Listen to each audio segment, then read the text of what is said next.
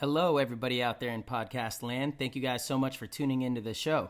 This episode of the podcast is brought to you by Lone Wolf Paintball.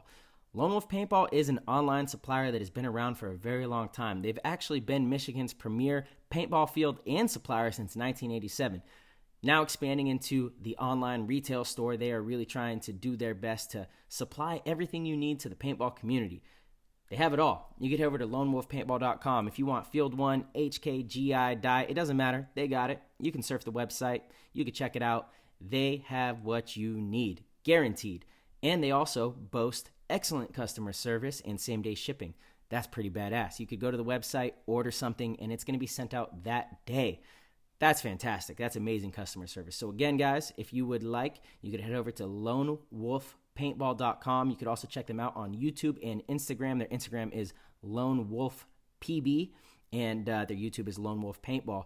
And you can see and keep up to date with all their latest deals, their sales, their content. It's a lot of really fun stuff. Play the Game Podcast is excited to have them on board, and you guys should head over and become part of the community. All right.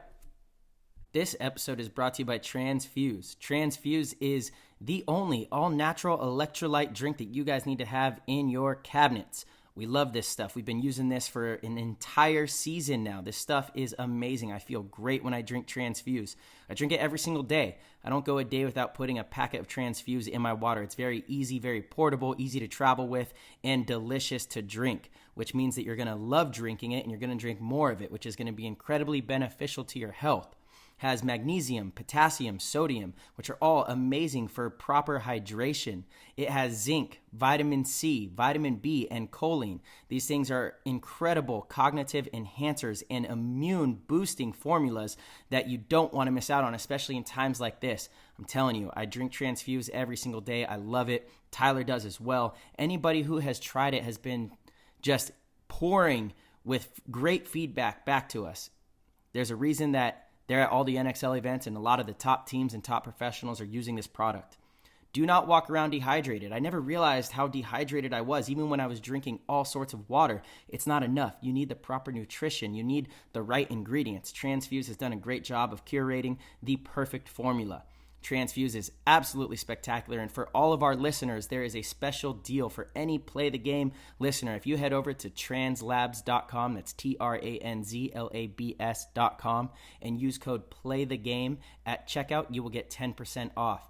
If you subscribe, which means they auto ship you your package every single month, whatever you want, whatever type, whatever flavor, whatever electrolyte formula you desire, they will give you an additional 11% off. So it becomes a 21% discount exclusively for all Play the Game listeners.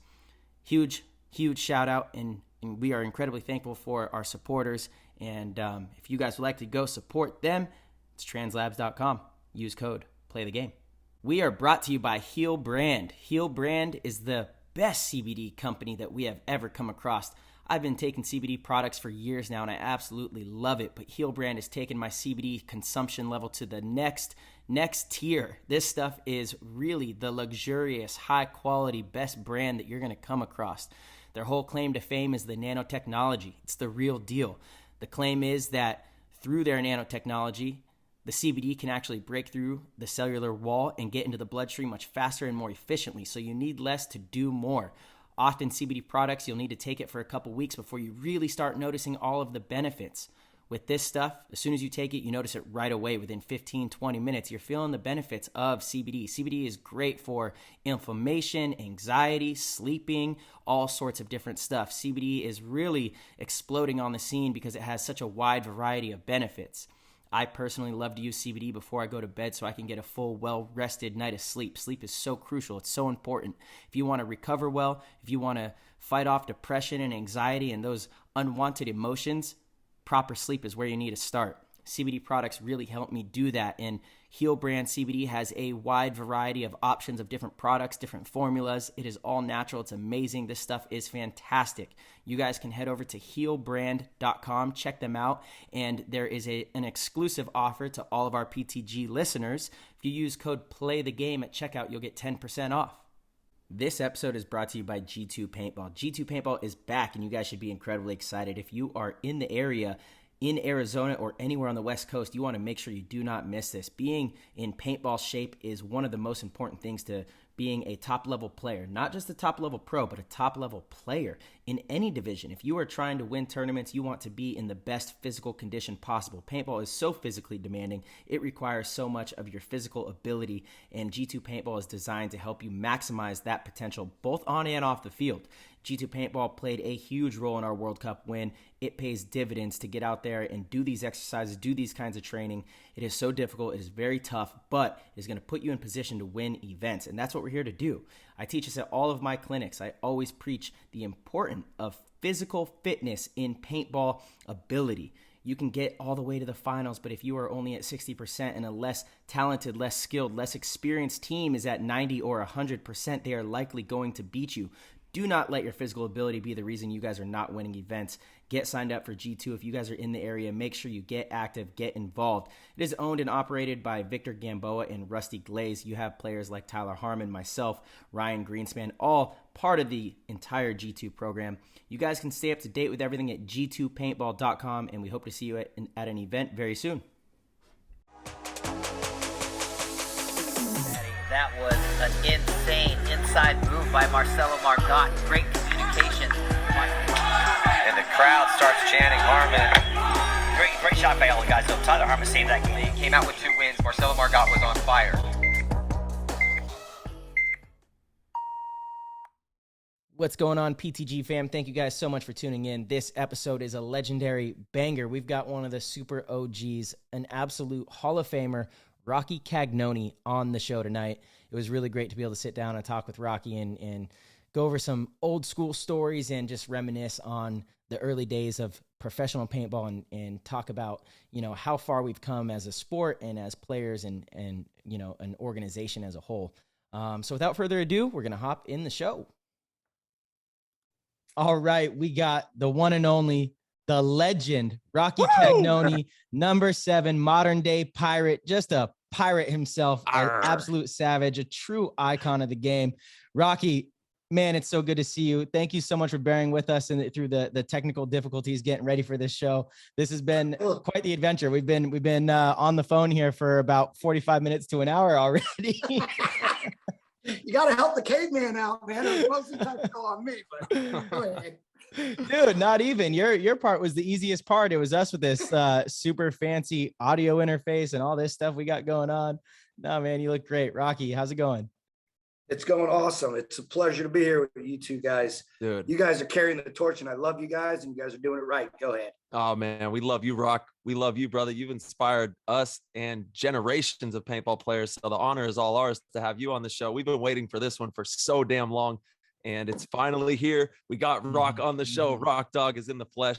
And, it's happening. Yeah, let's go. And we want to know how you been, how's everything, and where's the pirate ship docked at these days? Where are you tuning in from right now? Everything on my end is beautiful. I mean, it's can't ask for. I'm an easy guy to please. Yeah. So everything's good. I got a beautiful wife. The kids getting ready to turn 18. Wow. I'm still trying out to be out there and grind in the mechanical scene. Everything's good, man. You guys are killing it. You guys bring a tear to my eye every time you guys win one more. I mean, it's amazing. Amazing. Fuck yeah. Oh man, that's crazy, dude. This is crazy to hear you say that right now is just insane, because when I started this adventure over like 20 years ago, you and Chris and like the boys, watching Avalanche and what you guys laid down, for us to come through with is the reason that I put all my passion and love and everything into this, is because of guys like you. So that means the world to me, man, for sure. Well, listen, and you said the key word. It's about love, because honestly, back then we didn't know we were doing anything. We were just doing it because we loved it. Everything just came along with it. We didn't start playing and start just grinding because we thought back then we didn't think it was going to get to where it is. We just did it because we loved it. And that's the key word, is love and being with your boys and just going shoulder to shoulder and making it happen. Hell yeah. Yeah, you gotta love what you do, man. And paintball is like, I think that's why paintball players really connect with each other too. There's more opportunity now than ever before, but for so long, paintball is a lot of sacrifice, and the reward is the friendships, the wins, the experiences with each other. You know what I mean? And so Absolutely. everyone kind of shares that sacrifice. You understand what goes into it, but it's all based on the love of the game. The foundation is how much love you have for it, how much joy you get while you play, and that is couldn't have said it better. Exactly. And I mean, it's huge now, right? In our minds, but it's still such a small niche that that's why it's so tight, because you can't go to work and talk to your coworker about what you do on the weekend. They don't get it. We got to talk to each other about it, and we get all hyped up and all crazy about it because we love it. And that's what it boils down to. But it's a full circle, baby. You just got to keep it rolling. That's it. I know. Like, that's what I was actually just talking with like Ryan Moorhead and Ronnie and Chad about. Like, it's a complete escape from kind of reality. Paintball is in sports in general, but paintball, I think, especially because it's kind of subculture. We get to rock around and, fly under the radar, play paintball, run all over the place and have fun. And it's just, it's a beautiful thing that we're all so fortunate to have, man. It's this game in our lives. Yep. Yeah. Yep. All love for paintball. So Roque, where are you tuning in from right now? I want to know. You're on a pirate ship somewhere out in the ocean. I'm not going to give my exact location. No, but like the city, or maybe not the city, but you're in Florida. We need the coordinates. Yeah. Come on, send us the coordinates to the ship. we're coming. I'm out of the west coast of Florida in the Clearwater Beach area. Beautiful. Roque, are you still in the same place we came and visited? I mean, it must have been. Okay. No. Okay, that was a long time ago. That was a long time ago. A long time ago. That's where Tyler got ate up like a shark from those barnacles trying to climb up that dock. He got shredded. Man. Yeah, I did, dude. That was with B-Cat. We were with Bobby Avilas, and me and Bobby stayed with Rocky for a little bit. And I jumped in the water at like midnight or 1 a.m. and got spooked. You know what I mean? I was like, oh my God. Because I think we yelled shark. Yeah. and that's honestly what happens. Because we have so many bull sharks in the backwater, and it was at like 1 a.m. and it's pitch black water. And when you're jumping off a dock, if you jump next to a bull shark, they're gonna bite you. And I think we did, and you shot out of that water like a cannon. Barnacles or not, you got shredded. My toes were shredded beef, bro. My toes were shredded beef, dude. When the barnacles are so sharp, my toes were just bleeding all over the place. I actually had to go to the hospital. Razor blades. They're like little razor blades. Dude, it was insane. Shout out to the Rock Dog. He let us crash at the pirate ship with Bobcat, and that was one of the best times ever. That was a good night. Yeah, good times, man. Always good times. That must have been after one of the 7-man events. I think it was after one of the Tampa event. I think it was Tampa. Yeah, it was the Tampa. Sweet. Yeah. Nice. Shout out to Tampa. It goes down in Tampa. Yeah, good times with Roque. Absolutely, man. I forgot who I came with. I think it was. Didn't we come with I think I was with Paxson in the Ironman back then. It was Pax. Man, I want to say, and I'm old now, so my memory's shot. But I want to say it was Pax. Mr. U might have been there. Yeah, that sounds right. Right. And it was the same place. It was Treasure Island, Treasure Island Beach. Right. My old little apartment there on the water. Yeah. I upgraded now. Hell house with a pool. There you go. No bull sharks in the pool. No bull sharks in the pool. No barnacles to scrape your toes up. Either. I love that. Yeah, man. You got some nice art behind you. I'm feeling the art. What do we got there? What do we got behind you for all the YouTubers? We got a nice little piece there. I like it. That's all the wife. Yeah, looks all good. The wife. I don't decorate. She decorates the house. She's got it dialed in. Yeah. And what's her name? Jessica. Shout out to Jessica holding down Rock Dog. Shout out to you, man. Yeah, baby. I heard she's cooking meatballs. She said shouting back. Yeah. She cooking meatballs tonight, Roque? No, I cooked the meatballs. She's just You eating did the them. meatballs. Ah, okay. All right. Remember, hey, just like you, baby. I'm a paisan. I do all the cooking. There we go. The Absolutely. Italian boys. Yep. We got the Italian boys. I love doing the cooking. You know, it's for me, it's a way to like express my love for somebody. I really enjoy, you know, prepping a meal for somebody. You put a lot of attention to it. And I trust myself. Yeah. Trust me. And you know what? And it's a good release. It's gonna be a good meal. It you is. know, yeah, I love to cook. and I'm sure you're like me. I don't do any measurements, spice No. of this, throw of that, Yeah. taste it, You know- a little bit of this. Yeah. The way it is. It's hilarious. My my dad, you know, I grew up with my dad in the kitchen. He taught me majority of the Italian recipes that I know. Yep.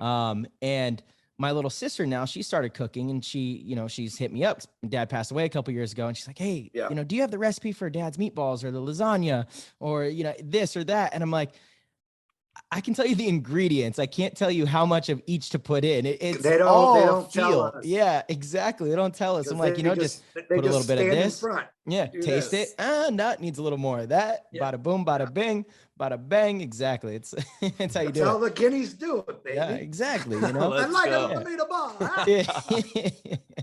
So what kind of meatballs yeah. you throwing down tonight? What do we got tonight? I did a little basil meatballs, and then There we I go. got this little side thing that, believe it or not, we got it from Jessica's grandfather, and it's kind of like a Polish sidekick meatballs. There we go. And it's a mushroom soup, kind of. Babe, what would you call that? Kind Fucking of delicious. not like That's a what you call it. Swedish meatballs, but kind of like a kickoff of Swedish meatballs. But There we go. That sounds bomb. oh, it's All good, right. baby. It's good. Indeed. That sounds good. Yeah, we have it once a week. at All right, we're least. coming over. Tell her we're coming over. Come They on. got the good food in the building. Nice. Yeah. There we go. There we go. Hell yeah, Rock. Yeah. Dude, Rock, Rocky, man. you were one of the early rock stars of paintball, man. And you've for anybody out there who doesn't know who this man is, he is a freaking pioneer of paintball, pioneer of the game, and has inspired so many paintball players out there, including myself, Marcelo, countless other pros. So I'm so honored to be able to pick your brain tonight about this game and about your story as well, because it's such a fucking amazing one, dude. You are a pirate, a living pirate of the game, and we love you. And we want to dig into, you know, what that whole thing was like, you know, like paintball and what it means to you moving forward into the future, and kind of just pick your brain on that. Oh, well, I mean, where do I start? It's paintball. Like, Yeah. if you don't get it, you don't get it. But it's given me so many opportunities Mhm. from my friendships. Listen, let's be real. Once you do it, you sign shit. Where else Yeah. are, you know, it's shit that makes you so humble and appreciate everything. But the traveling, I wouldn't have been, and you guys know Yeah. better than anybody, because you guys go everywhere. But I would have never been to 98% of the places I've been if it wasn't for paintball. And I mean, let's be real. Same here. Same here, man. We could shoot each other and get away with it, not Yeah. put in prison. It's beautiful. I mean, Yeah. it's, dude, it's like I said, if you don't get it, you don't get it. And Mhm. it's one of those things like, it's a bug. You get it, you get into it. And like we were talking about earlier, back then we had no idea where it was going to. We just did it because of the love that we talked about. The Mhm. love is the biggest thing. That's it. It's something that you love to do it. And back then, when you, or just even now, when you start out, you pay out the ass. You're buying this, you're buying that, but you don't even think about that. Listen, I could have put the kid through college about 10 times with the money I spent in the beginning, right? Like before the sponsorships came along and all that. But you don't even think about that. All you think about is how cool our sport is. And it's constantly upgrading and evolving. And Mhm. and now you got kids. When I met you, you were a kid. I know. In Toronto, when you came up to Skydome with Bobby. Like, you got kids nowadays that jump in at like 7, 8, jump right into it, and and it's a progression, man. And it's just amazing. I have in my brain, I have not enough words to explain what paintball means to me, and God willing, I'm going to do it as long as I can, you know, and stick around. You guys are never going to get rid of me. We don't want to, Rock. Dude. Yeah. Thank God. We don't want to. Yeah. No, the sport needs you. Needs all the legends. This is actually a huge thing that we love about 10 Man. You guys right now. You guys are carrying the torch and you're doing it fucking goddamn well. Dude, it's us though. It's all about us. It's the coalition, dude. Like it's the OGs. It's a big circle. Yeah. And that's what a lot of people have to realize, that, I guess you could look at it like, you know, it's aggressive sport. You got testosterone laden dudes with guns, but you got to leave it all on the field. Because once you step off, we got to keep this whole thing going, right? That's right. Like, listen, on the field, and you guys know better than anybody too. On the field, you hate everybody. You want to fuck people up. But once you pass that netting, that it's like a light switch. You know, you got to drop it and keep our sport going. And we've got so many awesome ambassadors out there right now that including, you know, you guys that are doing that. And that's what we need. Yes. Yeah. We need everybody out there helping out. And I think you're absolutely right, Rock. It's kind of almost like we talk about it on the show a lot. Marsh and I have talked about it. It's like MMA or something, you know, like these guys, these fighters, they go into the ring, they put on their performance, they apply themselves to the game, and they do the best that they freaking can out there. But you know, once you step out of that ring, for the most part, there's a lot of abuse that go on. There's always you know? A couple, right? Yeah, but same with for our the most sport, part, exactly. But predominantly, when we all step off the field, it's all love. Like the paintball community is one of the best communities in the whole entire world when it comes to sports. So it's a really cool thing to see all the pros interacting, and even more now than ever since like COVID hit, we've been able to really dive into the community even more, which has been really rewarding to see in the paintball world. That's what it is. And I mean, bottom line, paintball will give you a lot if you put into it and you're not a dick. You know what I'm saying? You're not a dick and you put into it. Paintball will give you a lot more than you think. It has me, has you guys. So that's what it's about. Hey, you could be a fucking asshole on the field. You could want to kill me. That's cool. But once you pass that netting, you better drop that and think about not me, but you better think about the sport and keep it going. Yep. Hell yeah.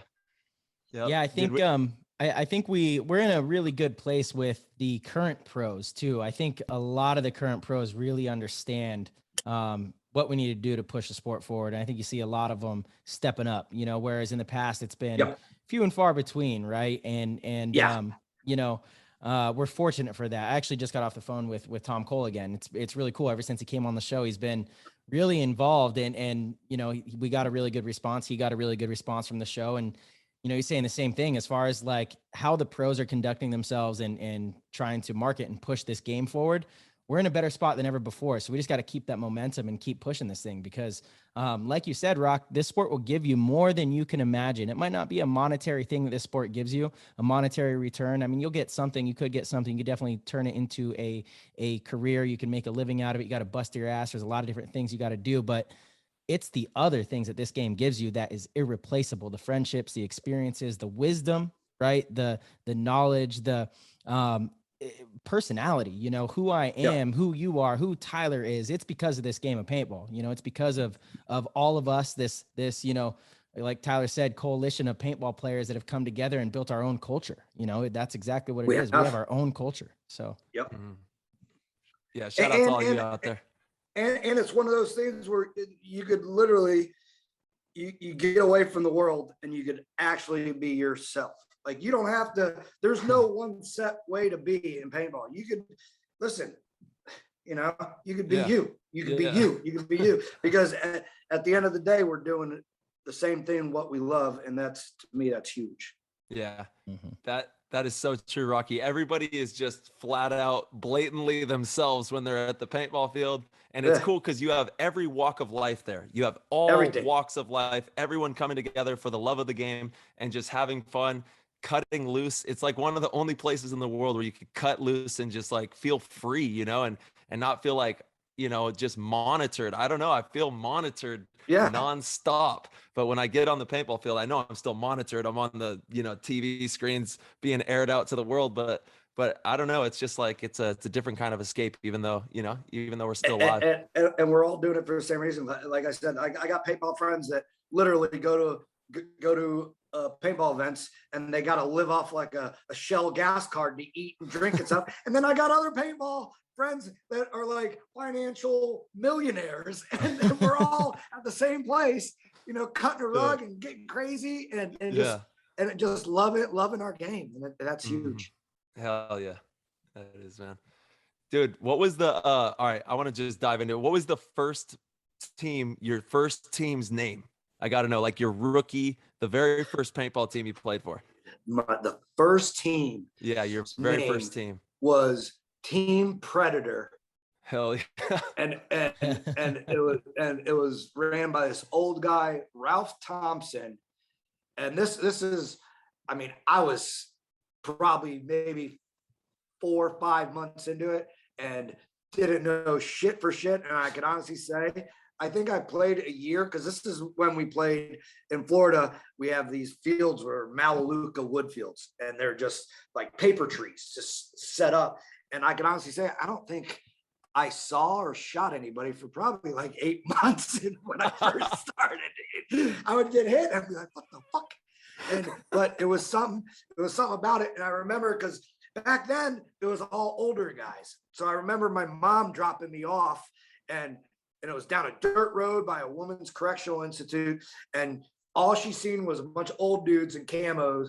And she looked at me and she's like, oh no. I go, Mom, I know it looks bad, but I'm telling you, this is something. And back then I was super big into judo. Like that was what I was going to do. Like was going to Junior Olympics. I was traveling, just kind of like paintball. I was big into it. This is huge. We talk about how martial arts and paintball go like hand in hand. Yeah. And look at, here it is, dude. Judo. That was what I was, I don't want to say bred to do, but since I was 7 till I was 18, that's what I was going to do. And once I got into paintball, man, my dad hated it, but I was like, Dad, there's something about this. But it's one of those things where, like I said, I got bit by it, and it was one of those things where I didn't know, but I knew. If that makes any sense. I didn't know where it was going to go. It might have nosedived and crashed and burned, but there's something that said, man, I like this. I get to sneak around, you know, and I sucked in the beginning. There was nothing sneaky about your game. You were up in everyone's faces. I was clueless back then. I was a kid. I had a single shot no spot, you know, and I played against like the old Rage, Florida Terminators, the Wild Bunch, Florida Bushmasters. I mean, these were older guys that were playing I guess you'd call it wasn't a circuit, but it was events back then. And there's something about it. So it just took me over. But yeah, Team Predator was my first team. And then probably after like 2 years of just fucking around, because it wasn't organized back then. We played it was called outlaw fields. We didn't, chronos weren't even around. We'd shoot at the tree. What year did you start? That was 87. 87? 87. Bro, you're 87. A legend. Listen, we didn't have chronos. To chrono your gun, you would shoot at a Melaleuca tree, because it was a paper tree. And that's how we gauge if you'd had to turn it down or turn it up. Because if shit would go like explode, you were good. If it stuck in the tree, you had to turn it down. That was our chronograph. Well, Rocky, I'm just going to let you know, you hold the record on PTG. 87 is the earliest year that we've had on the show. No way. Yeah, 87. No, Bobby had to beat me. Maybe, huh? Yeah. I think we've had a couple in that area. Yeah. Is there? Yeah. Yeah. Bobby So had early had 80s. do we know like exactly? I know they did the Who it would film. be? Uh-huh. Yeah. What year did paintball start? Remind me. I want to say, and someone might correct me, but I want to say it was 81, 82. Okay. I was gonna say 82, but it was kind of a guess. Yeah. I mean, How do we not know this? Yeah, I know. Dude, it's I just watched I mean, that it's not movie like we have too. NFL films giving us Yeah. a recap on it. You're right. So it's You're right. you know, that's one of those things that you don't know, but the MPPL just started. I want to say it was Dallas, San Diego, and Chicago. I think there was only 3, and then there was like the Jim Lively events. There was, which I think was Jim Lively Masters, and that was in Nashville. So there was only like maybe 3 or 4 actual events. It wasn't nothing like it was today. So being on Nemesis, we were out of Fort Lauderdale. That's where I grew up. So around the same time, there was other teams that started forming, like the Florida Annihilators, like Todd Adamson. It was his team. There was the Predators, which was Art Peacock out of West Palm Beach, the Jackson Warriors, the Doom Troopers from La Soya. He came from Doom Troopers. So there was like all these amateur teams like just starting out, and it was awesome because we all got to, it was still new. So back then you just drive and everybody would show up at a field and we'd practice. And we were all getting good for being, you know, just into the scene. So from there, we just went and spent a shitload of money. And this was the days, listen, kids, this was the days when you'd put like 8, 9 to a room. You'd rent like a 15-passenger van. Everybody would pile in because it wasn't like people from all over back then. It was just your core group from that area. And yeah, we drive everywhere, you know, and going back to living off of gas stations, we would pile 8 to 9 into one room just to save money. And yeah, it was crazy times, but it was one of those things where you didn't know where it was going. We didn't do it because we thought it was going to be in the, you know, bright lights on a marquee. We just did it because we loved it. And I played with Nemesis for about 4 years. And then I think my last event was the IAO, one of the first IAOs, and we won that.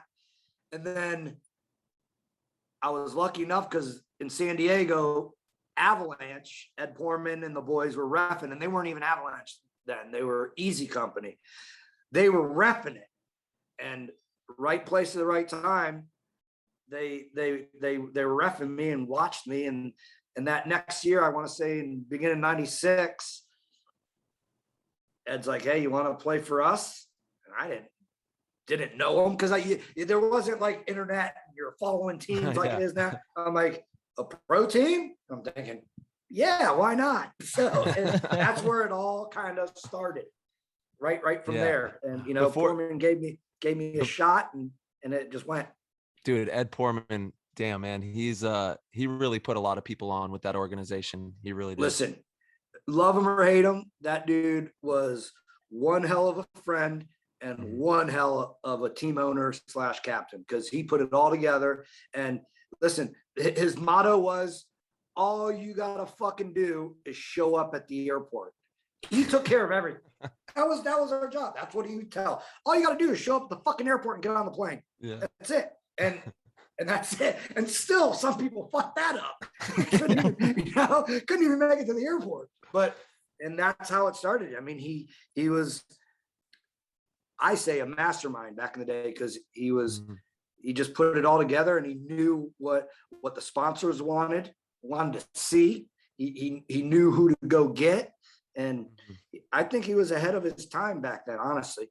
Yeah. I mean, now that you look back at it, back then we're like, hell yeah. And it was cool to me because I got to play with friends that I played against, from Houston Heat to Washington Rain, and, you know, La Soya Doom Troopers. so yeah, it was, and the ball just got rolling from there.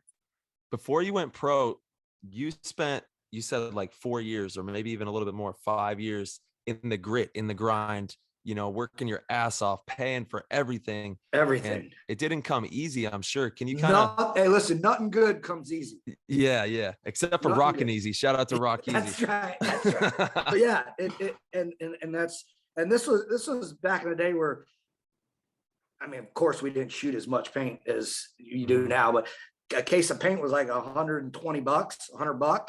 Yeah. So yeah, like you literally have to pay a shitload, and you wanted to do it. And like I'll always go back to it. It's not because we knew where it was going to go. It's because we wanted to do it right then and there, and the love of it. So that was huge. Yeah, $100 a case. My goodness, how much paint would you shoot in a day when you would go out to practice? Oh shit. Well, when back then or on? Yeah, back then, like 96. Let's say when you 96. Yeah. God, I would probably get away case and a half. Me personally, wow, that's a lot, yeah. But hey, this is when it started to get crazy. Like we had back guys like Fridge, Phil Dominguez. They would carry like 18 pods, dude. They would shoot a lot of paint. But I guess compared to today, it's probably not that much, because I mean, you play just one game, it wouldn't be like point after point after point, Right, and you only play 8 games in the prelims, and then another 2 in the semis, because back then it was prelims, semis, finals. Yeah, that's So right. it was a different just put together. But man, I couldn't believe. I remember one time I tried to put on Dominguez's pack just for shits and giggles, because I think I had a 2-pack or 3-pack, and dude, he had like 18 pods, and I literally put it on, and just like a fat ass just brought me straight back. I'm like, it's got to be like 30 pounds of paint on there. Yeah, it was a totally different time, but it was one of the best of times though too. Oh my God. Do you remember your very first tournament, Rocky? My very first tournament. Well,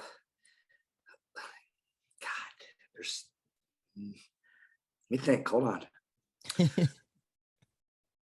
on. Yeah, I do. My very first tournament, I want to say like real tournament. It actually mattered. I want to say Nashville indoor. Nashville indoor. Damn. How old were you? In Knoxville, Tennessee, I want to say. That was my very first. We didn't do that hot, because this is when we were just playing woods, because back then hyperball wasn't even around. Hyperball didn't show up till like 96. How did they have indoor woods ball? What's that? How did they have indoor woods ball? They didn't. It wasn't indoor woods ball. It was in a horse arena with just wood pallets. Oh shit! And like I know what hay event bales. you're talking about. This is televised. Knoxville indoor. I want to say it bombed. You can find Everything footage of that- this. Yeah, everything that got videoed or filmed back then bombed. There was like a 95 World Championships, the ESPN Championships in Orlando. Kiss Me at the old paintball world when I was still on Nemesis. That got televised. There was a couple, but I want to say Knoxville was our first real event, and I think it was televised, sort of. Sure. But Yeah. back then they had no idea how to film it. Like everybody, I was all excited. Like, hey, look, I'm going to be on ESPN. Check this out. And people that didn't know about paintball were like, this is stupid. I can't follow shit, man. This is dumb. But we're getting better. Man, we're getting better. It's leaps and bounds where we're at today, man. And you What guys was make it? it look so goddamn good. We're doing our best, Rock. We're just trying to take after you. Those sweet moves that are iconic to this day in You guys any are light paintball years video. light years ahead of me, baby. Keep going. Go ahead. I mean, I can't dive over a snake like that. I'll tell you that much. I know for a You don't fact I have can't to, do because you that. shoot them way earlier. I don't get any cool points for shooting him from the back though. So Rock, that first event, do you remember like what it felt like walking around there? How was the trade show? Can you kind of paint a little bit of a picture for us? Okay, so there's definitely no trade show. Okay. And, I mean, it was that early where there's no trade show. There might have been like, I want to say maybe Palmer Pursuit. He was like the custom guy back then that would customize PMI pumps. I want to say one of your Cali boys were out there. I want to say McMurray and Sons. I don't, they're not even around anymore. They used to customize Annihilator PMI guns.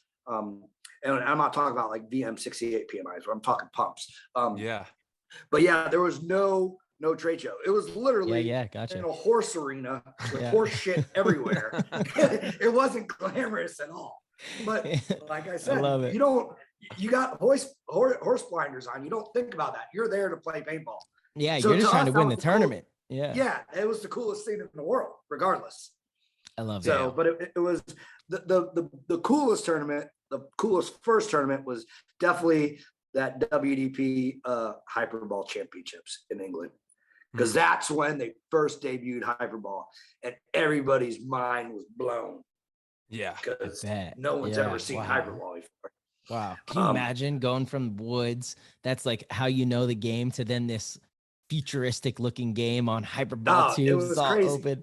And you fly over to England for it too. That'd be so tight. Yeah. And it was like, to us, it was so futuristic, and it was like Tron. Like there's these barricades, coming down, and Skyball too. Skyball was pretty epic. That was the first event where you're like, damn, dude, we're playing in an actual real stadium. Paintball. Yeah. So that was pretty epic also. Yeah, we're trying to do a lot more of that moving into the future. We're trying to get this thing booming so that, I mean, still to this day, Rocky, let's say it started in 81. We're looking at 40 years in the game with paintball, and we still have yet to really have it legitimized to the masses. And I know like that's got to change. The people around the world, in our country, all over the place, need to know that all of us exist, that paintball players exist, and that there are people out there that take it very seriously. It's a profession that is very difficult nonetheless as well. Like go out there, try and play some of the best players in the world and see how it goes down. Cause it's a really difficult game. Yeah. You hit the nail on the head. I mean, it is. I mean, you could play against SWAT teams. You could play against military teams and blow them out of the water. It's a total different. That's the thing. We have to separate the thing. The only problem is because we're shooting those markers, and people in their head are thinking it's some kind of warmonger game, which has nothing to do with that. Just because we're shooting air-powered markers at each other has nothing to do with that. But yeah, you're right. People have to get over it, and they don't know what goes behind it. Yeah. It is I think at one point it might have been close to $1 billion industry. I'm not sure if I think it reached that point. At some point, I know that it's a multi-$100 million industry. Oh yeah, for sure. I'm not a money's guy by no means, but I know at one point, all these big companies were thriving like crazy off of it. Yeah. I mean, they had to be, because I know we were getting pretty fat checks. Yeah, so, that's right. You don't really see that much of that. Like, I mean, yeah, some of it was blown out of proportion. There was no $1 million deals or nothing like that, that you seen back then. But there was some pretty fat checks thrown around, and it wasn't from the actual owners. It was actually from sponsors. So yeah. I want to dig into Avalanche. Let's walk through okay, so you've made the transition. You're now on Avalanche. Kind of take us through that, and what the team was like when you got on it, what the dynamic was like, and how it matured into the damn monster, that it became. Those guys are just lunatics. And they were, trust me, sometimes I wanted to kill all of them, and I'm sure they wanted to kill me, but we were all different in our own ways. And I'll go back to Portman. Portman did it right, man. He put it together, and it was hard because everybody had their own personality, And you had some people that would be prima donnas and do this and do that. And then there's for the most part, we were just stoked to be there. Like we had it fucking good, man. Like it was unbelievable. Yeah. Like we got to do, like I said, all you had to do is show up at the airport, whether it was practice, you know, or tournaments, show up at the airport. We'd have practice 3 times a month. And this is unheard of back then, but practice, and mostly at SC Village, we'd go out there and practice whoever would show up. It was mostly the Iron Men. Sometimes we'd go to Philly and play all A's. But yeah, great group of guys. So you guys were traveling as a unit to other cities to practice. Yep. And this was all through the amazing sponsorship, obviously. Awesome sponsorship. That like, Avalanche. We had JT and WDP and Viewloader were huge. Yeah. And I remember. Yeah. I remember. Ed's little enterprise that he had that helped us out a lot. And then we got kicked down from Vans, started throwing in some money. Hold on. Vans, the shoes, Vans. Vans made an Avalanche shoe for us. They made the hell out of here, dude. Dead serious. They made the FT, which was a black and gray, like all-terrain shoe. And then they made kind of like, it wasn't the best shoe, but they kind of made an Avalanche. It was kind of like an all-terrain hiking boot when we played in the woods. But yeah, Vans kicked down a lot. Damn. We had Mecca Clothing. I don't even know if they're still around. They threw in a lot. We had great sponsorship. And it was crazy because we were still from all over. It's not like we all flew out one thing. We had people from Washington, Oregon, Cali, Nebraska, Georgia, Texas. We had people from all over, Florida. And yeah, we just fly out, have practice, and then fly back. Who was on that original squad when you first got on the team? You're gonna put me on the spot. Yeah, you don't. Dan Bonebreak, Phil Dominguez, Paul McKay, Fridge, Jerry Mancow, Lasoya, Psalm, Bill Abel, Sean Ellis. Damn. Fuck, I know him. The Flying Hawaii, Teddy Kanua played a couple events with us. Rab. Yeah. Fuck. I'm missing a couple guys. That's horrible. Dude, it happened. We had everybody awesome. Put it like that. Everybody awesome back then played with us, and then of course it just the ball rolled, and then we started picking up people like Jr. Lemansky, LB. And it just kept going. I mean, Martinez. Still see LB. I see LB all the time. Yeah, I just seen LB at ICC. Him and Lane Wright put a little team in. They were playing ICC. That's right. But we had, rest in peace, we had Carcass on the team. Yeah. R.I.P. man. Dude, we had a lot of legends. Yeah, it was amazing. Dude, legends. Yeah, that team. I mean, legitimately. I would go home and watch Push all the time, watching you guys do your thing. And it changed my life like that time period. And I think that Push video, when was that dated? Like you got on the team, and then when did Push like start getting recorded? At what point in your career? So let me think. I'm horrible at time. Probably a few years. I want to say the beginning of 98 or mid 98. Yeah. Benini and Pat started filming, and they followed a couple of us around. I mean, as in a couple teams. Yeah. Followed us around for like a half a year. And I want to say that it came out in 99. I think you're right. So a while ago. Yeah, dude. Yeah. And listen, that, not for none, but that documentary changed a lot of people's lives, mine included. Yeah, they filmed me doing something really cool. They filmed not only just the playing thing, just the behind the scenes stuff, and just like the team aspect of it, and everything that goes into it, from the hotels to the flying to renting a fucking rent-a-car. Yeah, we're here to pick up our car. They're looking at you like, fuck, you're high. You're not getting shit.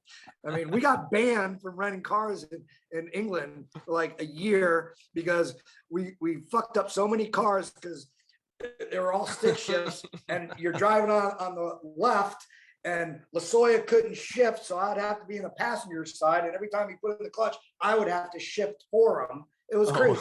I mean, there's so many crazy things that that go into it. Oh wow. Dude, I can imagine those stories. One, you probably have enough to write multiple books. And then two, you probably wouldn't be able to publish those books. You'd have to burn the books. Everything would have to be under Haley's names. I think the words on paper would light the paper on fire. and I'm sure if I, wrote all that stuff and made a book, I would definitely go straight to hell. And I don't want that. Hey, all of our friends would be there. Yeah, that's right. That's right. Oh man, you guys lived a different lifestyle, man. It really was. It was a different time in paintball too. This is when paintball was like popping. This was huge. Paintball was booming. This is like right when I was getting into paintball, 2000s, early 2001, right around there. And watching you guys are some badass people. Legit on rock the field. stars. Legit rock stars. Legitimate rock stars. We need that energy. We still need that energy today.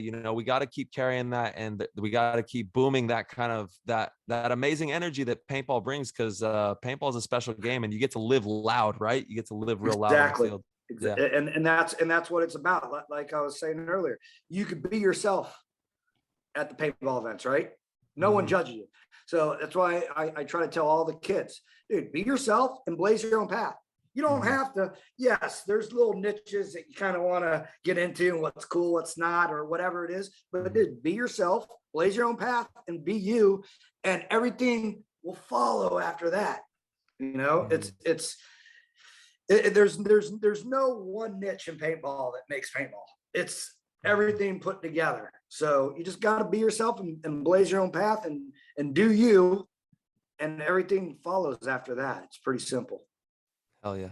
Yeah, it's cool that 10-man, we've even HK put on that 7-man event. We have one-on-one tournaments. We got, obviously traditional 5-man X-ball. There's a lot of different formats that are all out there. And the woods ball, I mean, mounds, there's so many different styles of play. And it's cool to see it all being really like everyone's eating it up now more than ever, all the different styles.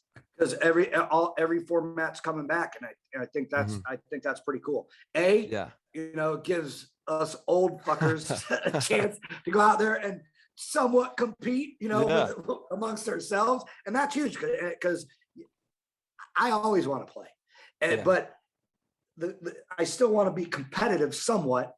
But I can't be competitive going out there and playing the NXL. No, that's fucking death wish. You know what I'm saying? but that's huge for paintball, because all these old formats are coming back in, and that just makes us bigger, stronger, and everything else that goes with it. It's the roots, it's the new style, it's the classic style. It's even you know what I always tell people. Even going to play scenario games or big games, they're funner than fuck. So, it's all the formats. It don't matter what you do, as long as you're playing paint. Bingo. 100%. I think for so long we tried, we've all probably been, victims of this or been the perpetrators, I guess, in saying, no, this is the way paintball has to be played. It has to be 7-man, one style, 1 point. No, it has to be X-ball, 5-man, a clock system, this whole thing. No, play paintball, the game paintball as a whole in whatever way you want. And that ultimately is good for everything, right? Because if the paintball companies are doing well, they're going to be able to do more to help grow the sport. Absolutely. So paintball, and you're right, it's all funner than hell. It's it's paintball. Great to play. And, absolutely. And the more, I don't care what format you play, the more you play, it generates and makes our scene bigger and better and thrives. I mean, I don't care what you play. It's sure. You can't say one's better than the other.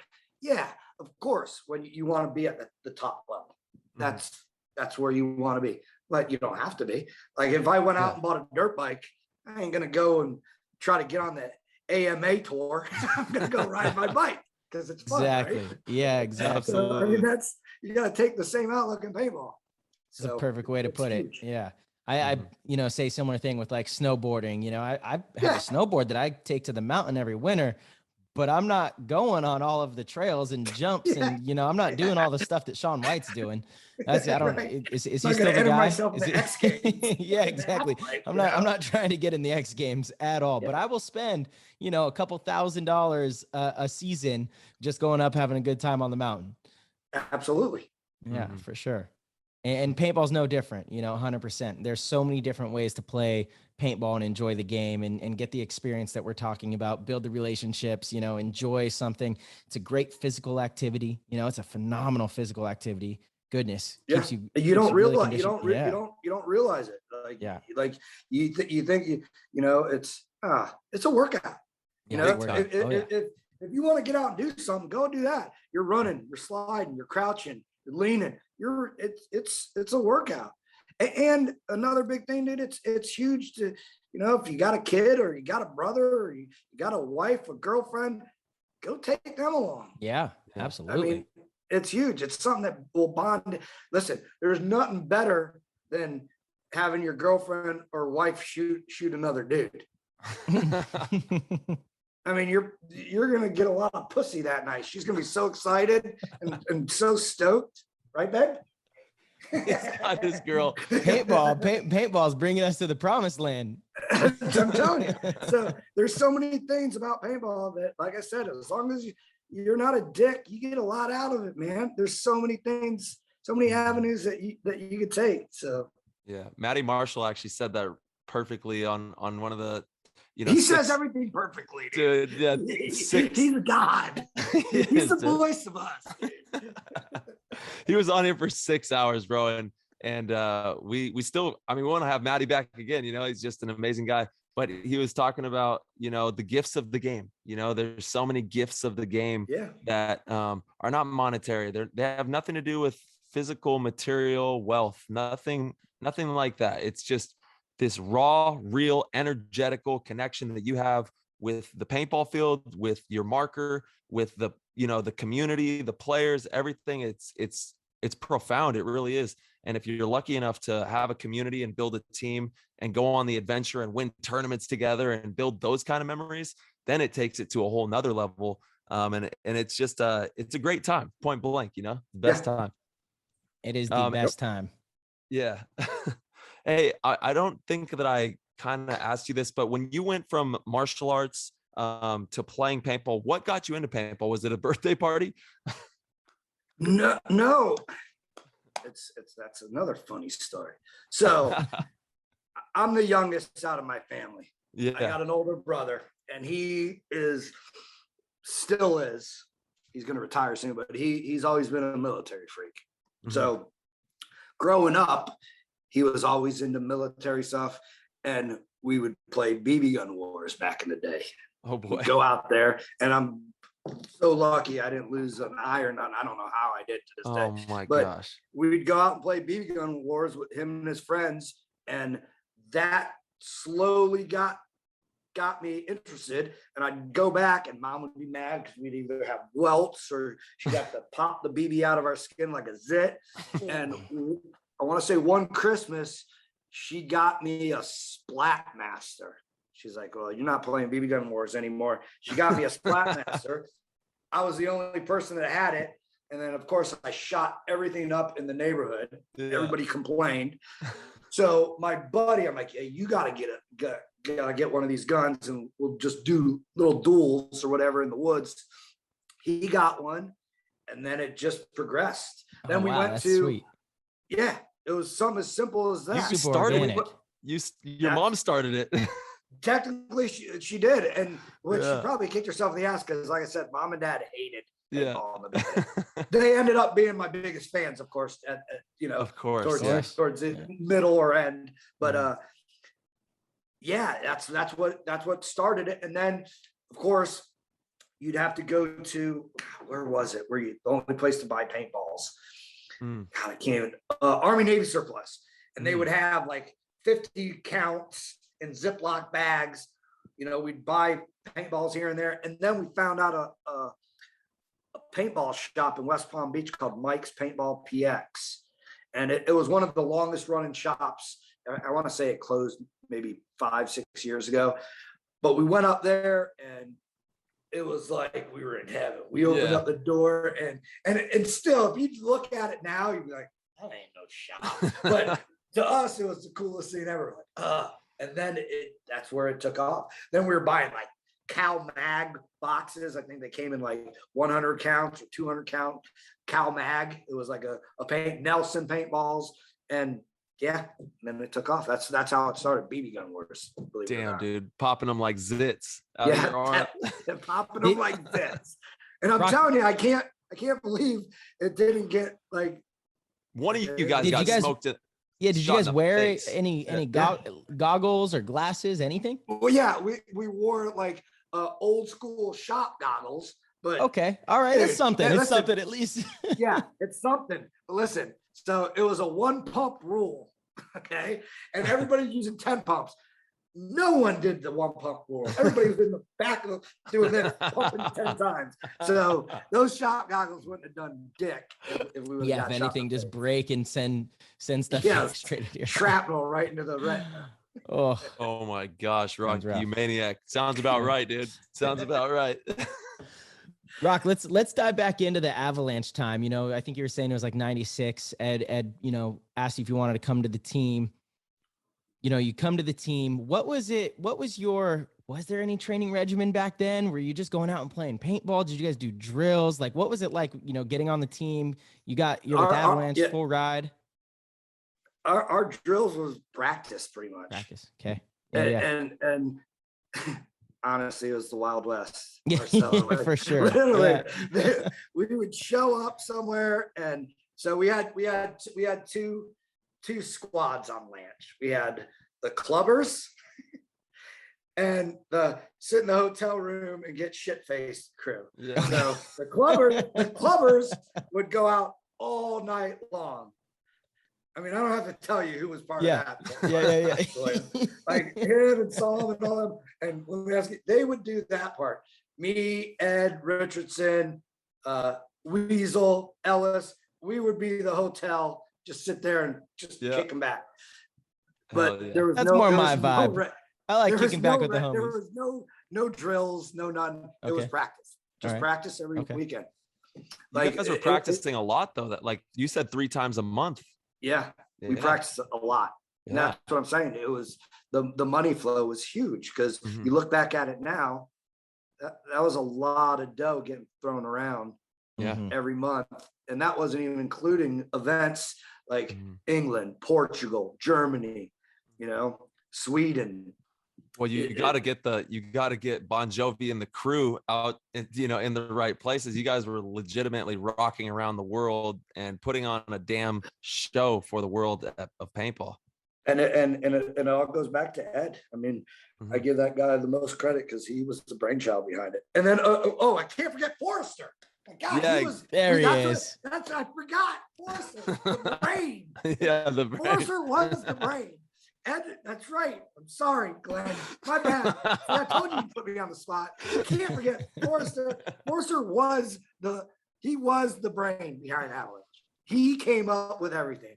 I really don't think we'd have the success we would have had without Glenn. For sure. Talk to me about him. Talk to me about like the type of shit. We call him the brain. I know. I remember. That's what we call him, the brain. Because he would just come up with crazy shit all the time. So he just saw it different. He just saw things differently. Yeah, he was just the shit in his head was unbelievable. And he was so just nonchalant, quiet about it, just walk around. You guys know, he just walk. Yeah. Oh, we're gonna do this right here. He still does it. I played 10 men with him. Yeah, I know. I just see it at ICC. He's doing the same shit. Like, were you coming up with brain? What are you doing? He's just so nonchalant. We're gonna do this. Yeah. And you're thinking, holy fuck, is that gonna work? It does. Hey, listen, I owe him all the props to my push move. He's the one that came up with it. No way. Wow. That was choreographed. That was a planned move. That was a planned move. Okay, Glenn, yeah, you we came got to up with dive that. into that for sure. Listen, it was so planned that I did it twice. Oh, wow. I did it against OBR first to see if it worked. Yeah. And then the finals against Ironman, Shit. I did it again. Wow. So yeah, Insane. and that was all Glenn. He still gives me shit to this day. And he tells me, you owe me, man. That was all me. I'm like, you're right, dude. You're totally right. Wow. So how did that play of you jumping through the air, for everybody that doesn't know, go watch Push. It's on YouTube. You can watch Push. You can watch Rocky jump through the air on this movie he's talking about. How did that move change your life, change your career as a paintball player moving forward? It did everything. I mean, you know, and it's one of those things that you don't go out and look for it. It just happened. Yeah. And then everything just rolled in after that. And it was one of those, and it's so humbling because you look back and go, it's fucking paintball. Yeah. That's all it is. But just something that dumb just changed, you know, switched it all around. Regardless of if it happened or didn't, in my mind, it's still paintball. I would have still enjoyed every moment, but it did. It changed it huge. It made everything just changed my life. Over foot.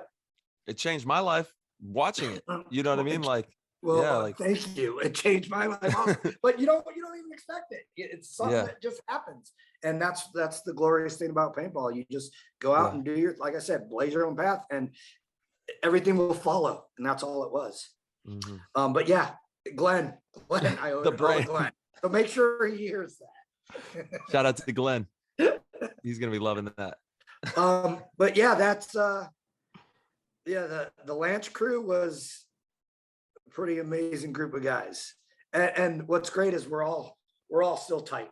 We all still, you know, stay in touch. We see each other at events, and we still bust each other's balls. And you know, we had a great thing going. I mean, unfortunately, it came to a shitty end. But yeah, I know. Yeah. You know, but it was one of those things. But goddamn, for those 8 years, 9 years, it was magical. Wow, so, you were on Avalanche for 8 years? Well, let's see, from 96 to when we disbanded, it was what, 2002? 2000, yeah. About then? Oh, is that right? I think it was a little bit later, maybe 2003, maybe even. I don't know, maybe 7 years. I'm not, like I said, I'm not a okay, numbers yeah, no, still, yeah, that's a good amount of time right there. Yeah.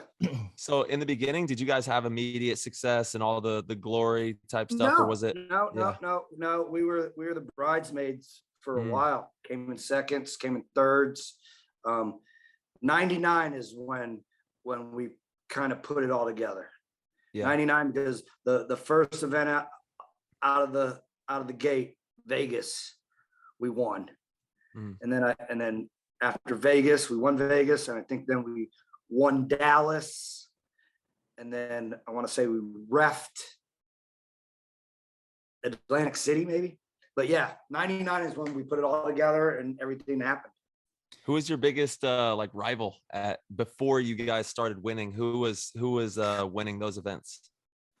It was the Iron Triangle. It was Shock, the men, always.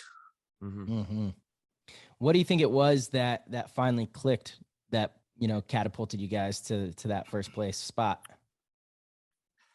And this motto sounds stupid, and sometimes people don't get it, but it's something you live by. Sometimes you got to lose to win. You lose, you know what I'm saying? You lose a couple times or more than a couple times.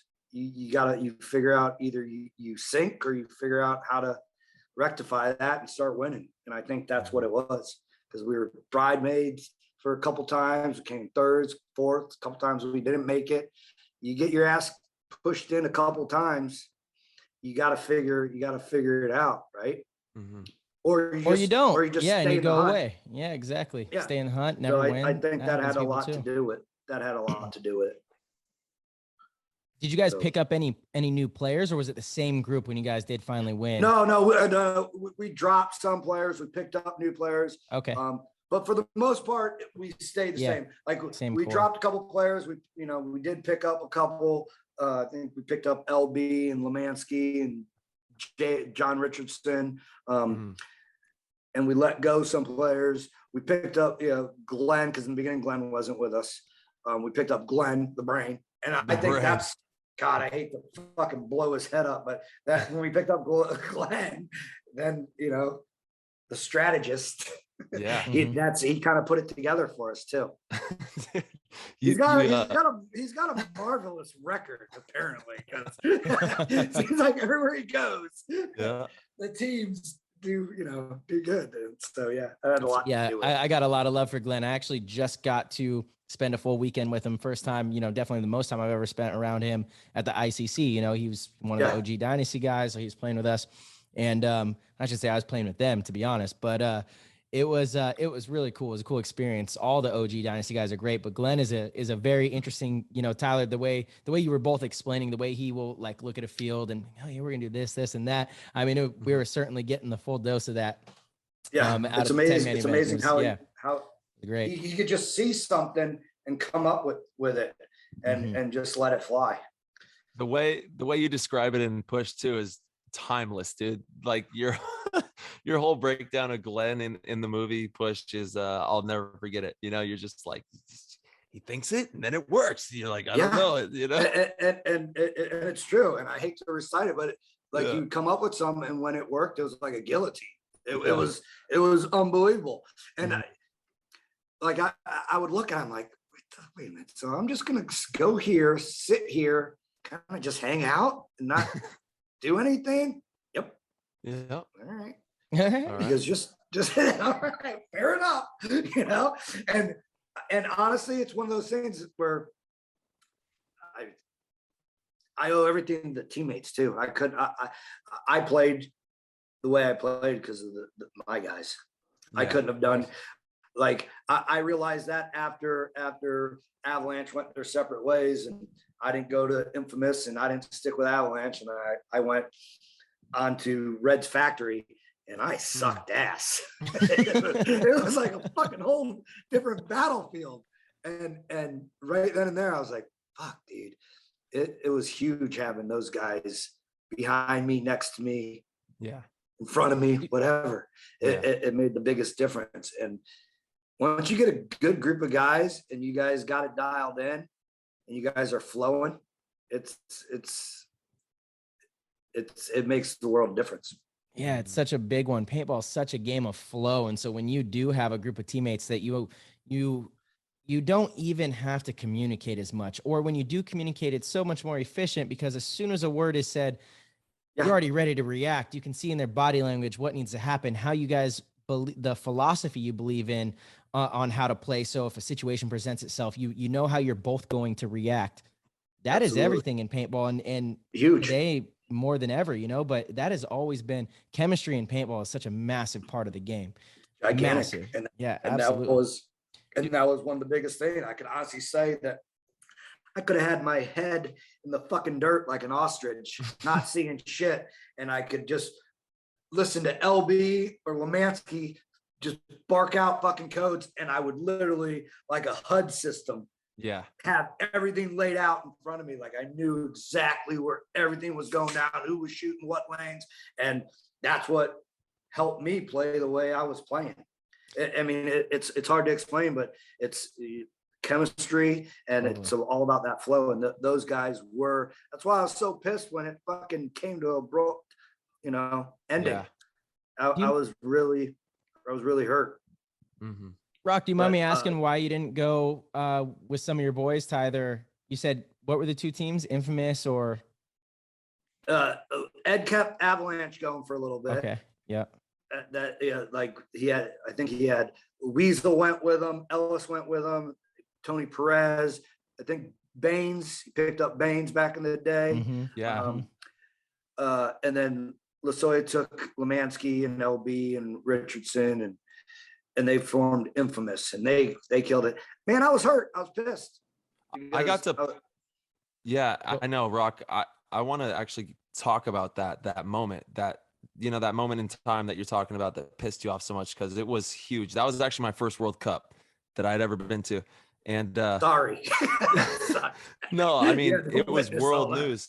So kind of like walk us through that day. You know, this, so after this moment, and we're talking about the Jeremy Saul moment from the woods, you know, shooting from the woods. After that, was that the end? Like that's when Avalanche ended? That was it? That was it. Yeah. That was. Damn. I think a couple of guys went back because they were having the NXL exhibition. That's right. I remember that. A couple of days or the next day after, and they got turned away. But yeah, that was the end of Avalanche as we know it, which was great for other people because like Lasoya and all them went on with Infamous, and Infamous killed it for I want to say 2 years after that in the NXL. But yeah, for me that was it. I kind of lost it for a little bit, and it just ripped it out of me, and I just didn't want no part of either of them. Understandably, man. I mean, that was insane. Oh my God. It would have been, and I kind of get it. I kind of get why I was left in the dark over it. It was probably, they were just protecting me, and probably were like, nah, don't tell Rocky. He won't. We'll sit him. He won't know what's going on. Yeah. And it was, and that's how it went down. I was in the bleachers with my parents. I didn't even play that game. Sheesh. Well, So, that wasn't like one of your guys' big opponents either. The game that all went down. No, that's what was crazy. But I knew something was going on because you know how the game unfolds. Yeah.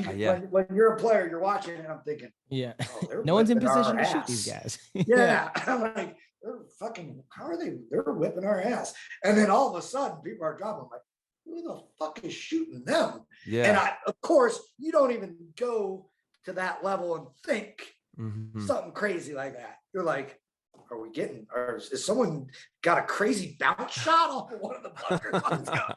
You know? Bounce shots, baby. Yeah, or something. How are they getting shot in the back? You know? And yeah, it just went down. And then once it all unfolded, it was pandemonium. I remember I was there, man. I was at the tournament, and everybody was buzzing. They're like, bro, did you hear what just happened? Someone was, you know, out in the woods in the Avalanche game. I was like, what? I'm like 13 or something like that, mobbing a golf cart around. You know? Yeah. Oh, we had the good old golf carts. Those were great. Yeah, I know. Yeah, so it went down, and it wasn't pretty, and it was just one of those things that it was unfortunate, but I guess it's one of those things that happens. But it really kind of really sucked it out of me. You know, you didn't want to play anymore, really. Yeah, career wise, because those were my boys, and it was fucking stupid. We had the best thing going. Yeah. And who cares if we didn't fucking make the cut.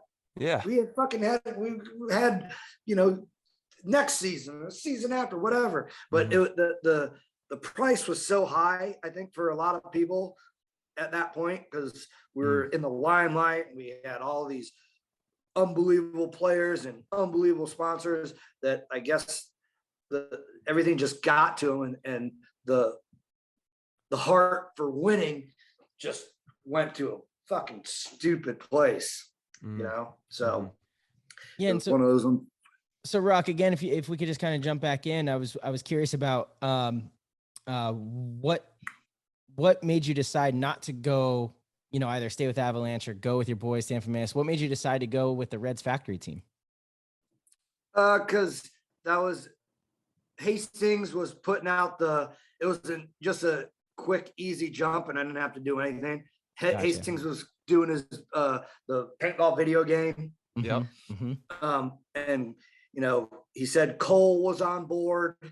So I had Chris Cole, Jeff Crouppen, Carmen, I had a couple great guys, and it was just an easy fit. It was just, I didn't have to really do much. I didn't have to think about much. And I just slid in there because I didn't want to not play. Right. I was pissed. Like I can imagine. I was pissed as fuck, but I didn't not want to play. And honestly, it wasn't the best career move to say fuck you to both of them, like to Lance and Infamous. But I had to hold my grounds, and I felt betrayed, and it was so unwarrior like for me personally to fucking do that. You want to slide off the hit, you want to rub, that was like, to me, was just way overboard. So it was an integrity thing for you. You made that decision, which must have been one of the hardest decisions. Probably was the hardest decision in your life up to that point. You know, it was to leave your friends and stand with, you know, that's a integrity decision for sure. It was, and like I said, it went back to we had such a great thing going, and going back to, I played like that because of my teammates, and I felt like I lost all my teammates, and I would never play the same again, which I didn't, honestly, if you want to know the truth. After that, it just was, I was just out there flailing around like a floppy fish, you know? Well, you're a lot more legendary than a floppy fish out there, Roque. I promise you that. But yeah, it was, and I appreciate it. But yeah, it was just one of those things. I just felt betrayed. And I, like I said, I realized that the reason why they didn't tell a couple of us, because they're, you know, probably, you would have never put up with it. You would have been like, no way. probably would have fucking went fucking Bruce Lee and shoot up everybody, you know, cut throats and stuff. I don't know, but I mean, it is what it is. It happened. It's in the past, and you know, I still love all of them. And like I said, but it was just it was a shame because we had something so majestic and epic going, and just to fucking throw it all out the window for something like that, instead of going, fuck it, we didn't make the finals. Yeah, whatever. You guys are still gonna be good. Yeah, it doesn't matter what you guys do. But it was one of those things. So that that was the whole reason behind that. I just I didn't want to deal with any of them. Talk to me about heaven. Talk to me about being sponsored by WDP, dude. Fuck, dude. those crazy Brits. There for one point in my life, there was honestly crazier, more lunatic people than I thought I was. Those guys, but they did fun. Everything. They did everything to the fucking 12th degree. They were up there. I know. And they were awesome sponsors. They took care of us. They you know, would fly me and Lasoy out probably 3 times a year just to hang out with them at the factory, and great guys. They had like a vision, you know, and that vision, I think, changed, quite a bit, because heaven was pretty badass. I mean, it was a great idea, and it just made it like a little party area. But they did it previously when they did the WDP Hyperball Championships back in the day. But they just took all that and brought it over to our scene. Yeah. All the booths were monstrous when I first got into paintball. All of the companies, man, the booths were huge. It was I mean, I hate to say it, but it was kind of the golden era of paintball. I mean, back then. Yeah. I mean, it's bigger now, I think, but back then, fuck, I remember Dye having 3 trucks lined up. Yeah. You know, at not Fantasy of Flight, but the Wild World of Sports, and they had a whole lane. It was back then. It was crazy. There was so many vendors, and everybody was making their bucks, but and still being able to give out, and it was just a different time. Yeah, it is big now. It's still popping. When it was at the Disney Wide World of Sports, that was a big time in paintball. I remember those being some of the biggest World Cups. But I gotta say, I think the current venue at the Gaylord Palms right outside, it's like gorgeous as well. Yeah. Oh no, but there's something about being at Disney. Yeah, no, 100%. It's bigger now. It's just back then it was like dick flexing. Everybody had fucking huge semis with their, you know what I'm saying? For sure. Like, they made it look like, you know, smoke and mirrors, and I got a bigger dick. Check out our booth. But it was cool. I mean, definitely now. And Cole's killing it. Oh yeah, absolutely. And that guy's another kind of brain. He's always thinking, he's always just evolving and trying to, get it done and get it done right. And that's another thing that's hard, because a lot of people just think it just pops up and it's there. Right. There's so much shit that goes into an event that's, it starts weeks before, months before. Yeah. Yeah. We hear people say, the people at the NXL only work 4 or 5 times a year. How much are they getting paid, et cetera, et cetera. One, it's really not any of your business. They're not a public company. But two, that is so couldn't be further from the truth. And that's why it was great to have Tom on, because I think it resonated with the listeners how much he actually does and how much of an expert he is at what he does, and how somebody can't just step in and do what he does. He is top of the line when it comes to putting on events, as far as like knowing the inner workings of the cities and what to do and how to get locations and what to look for, the travel, everything you have to keep in the mind. Logistics behind it is it'll blow people's mind. Totally. There's, like I said, it just doesn't pop up.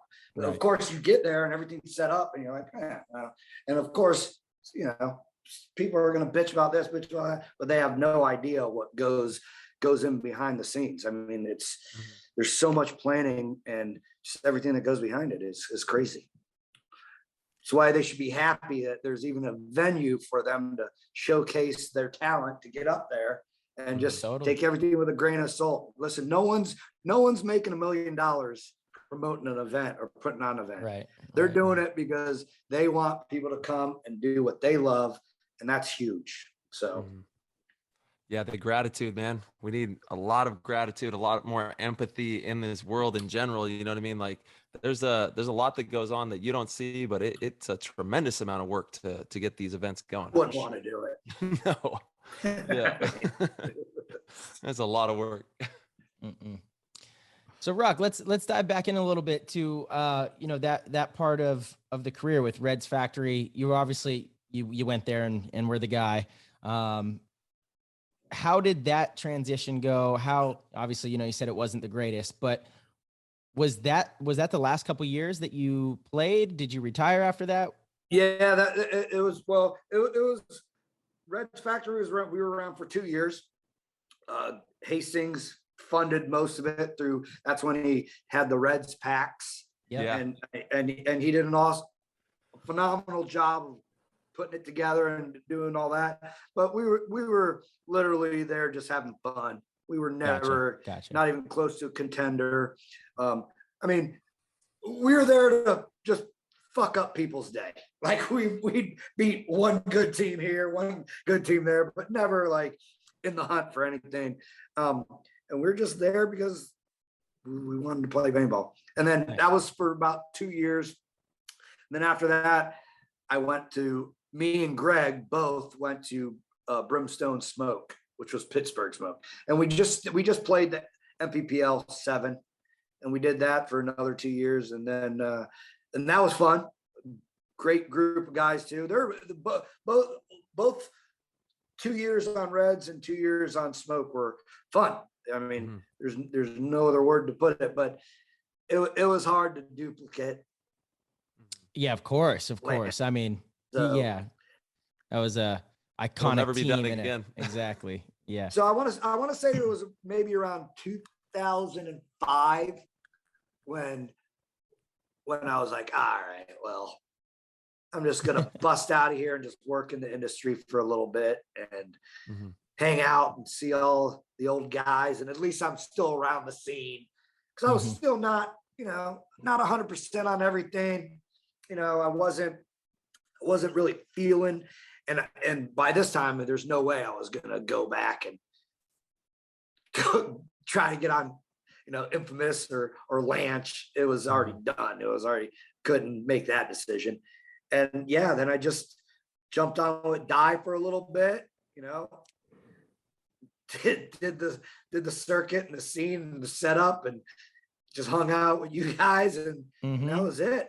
Dude, those were great times. When I came back and was playing with the Iron Men in like 2013, 14, and you were around with Di, it was awesome just having you in the camp, having you around is amazing. Weren't you on that 2007 squad? Yeah, yeah, exactly. When it was when on you guys 06, won it. 07, 08. Yeah, Yeah. the first go around Yeah. too. Yeah. Yep, 100%. That's when you had Pax and Miko and Yep. Mr. U. Yep. You guys had a 6 squad back then. You guys won it Our all. team was nasty. Yeah, I mean, yeah. insane group. Oliver, Billy Wing, you know, the Nikki Cuba, the team Brandon Short. Be Short. Be Short. Yeah. I mean, Mouse was on that 07 team. We had Sean McDonald. We had a big squad for sure. That's a roster. Holy 07. God, where does the time go? I know. That's insane. It goes so fast.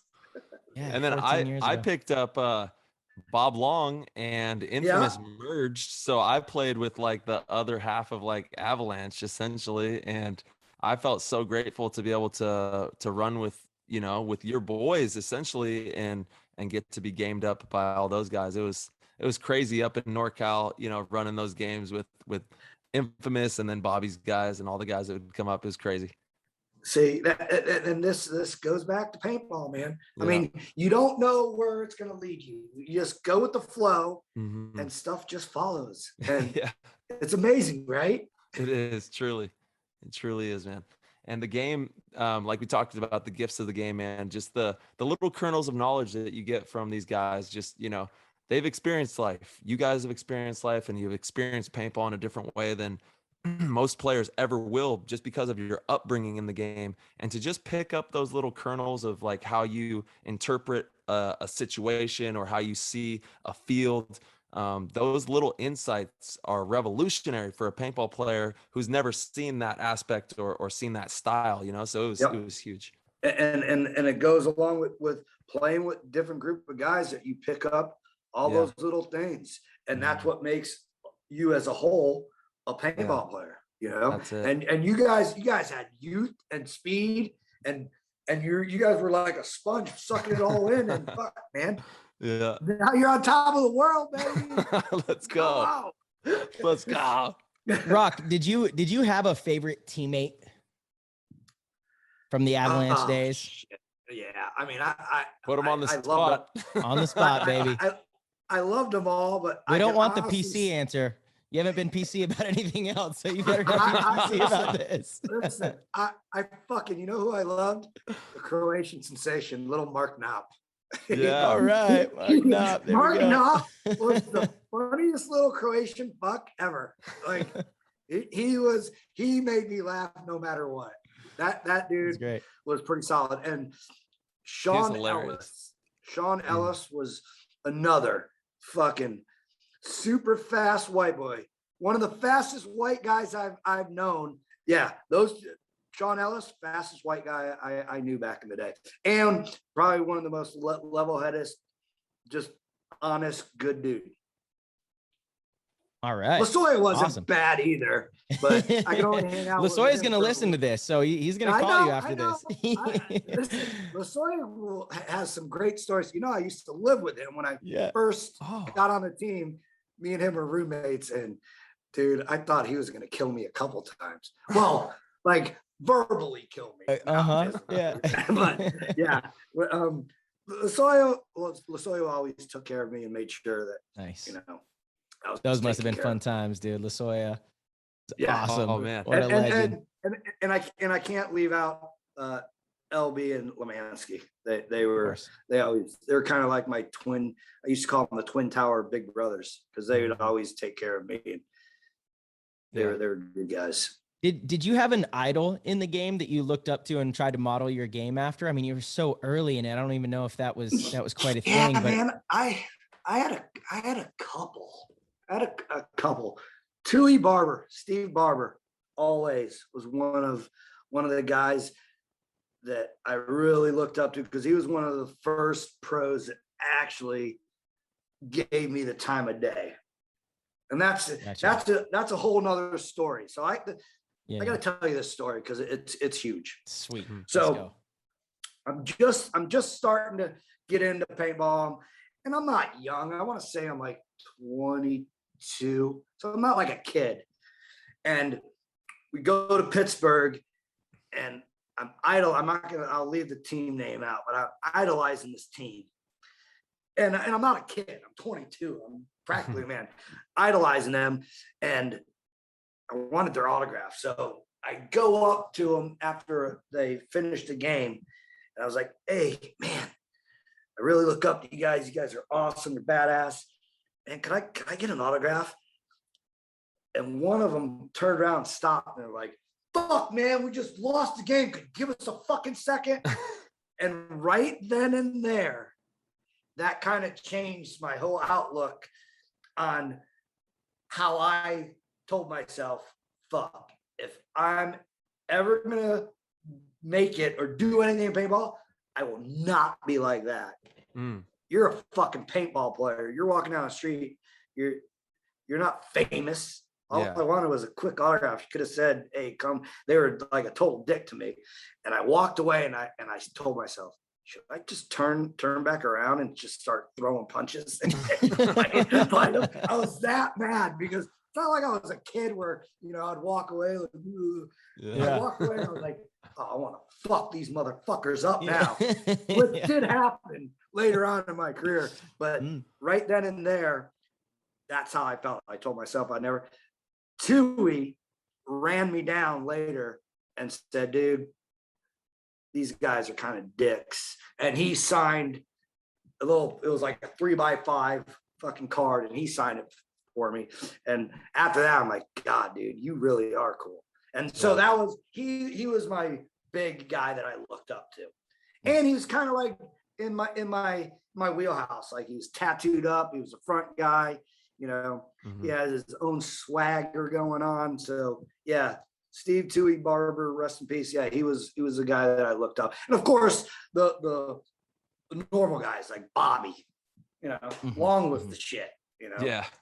That dude, I used to watch videos of like Reno and shit like that, watching the Ironman whip ass, and Bobby wearing the JTs with just the goggles on, wearing tiger stripes, shooting the cockers. And so, yeah, the norms like that.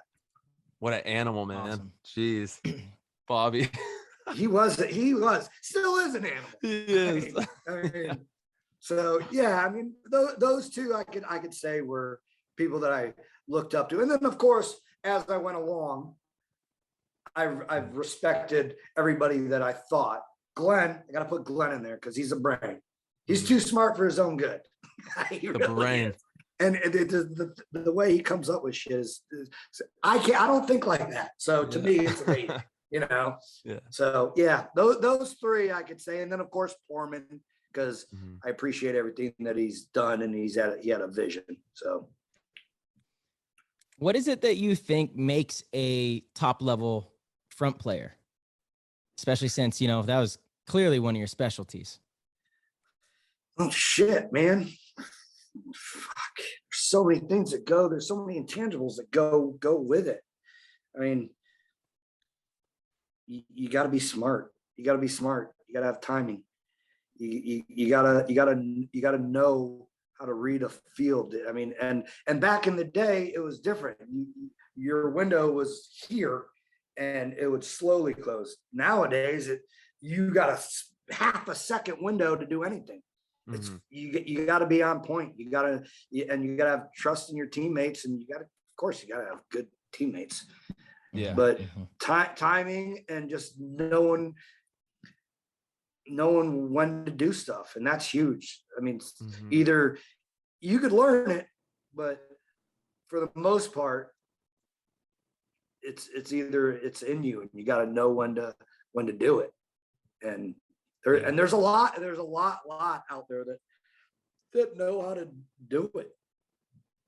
It's from the awareness. Yeah, that yes, timing. Awareness is huge. Yeah. And the game's so fast nowadays that you got to know when to do it, and you got to do it. And I mean, everything goes in there. So many intangibles, drills, practice. Yeah. I mean, practice is the biggest thing. I mean, that's without practice and without drills and without just honing your skills all the time, you could half-ass it, but you're going to get half-assing play out of it. It's a totally different game now, man. It's you guys are fucking full-blown athletes. I mean, it's not like you could go out and party all night and show up and make it happen. It's a totally different game.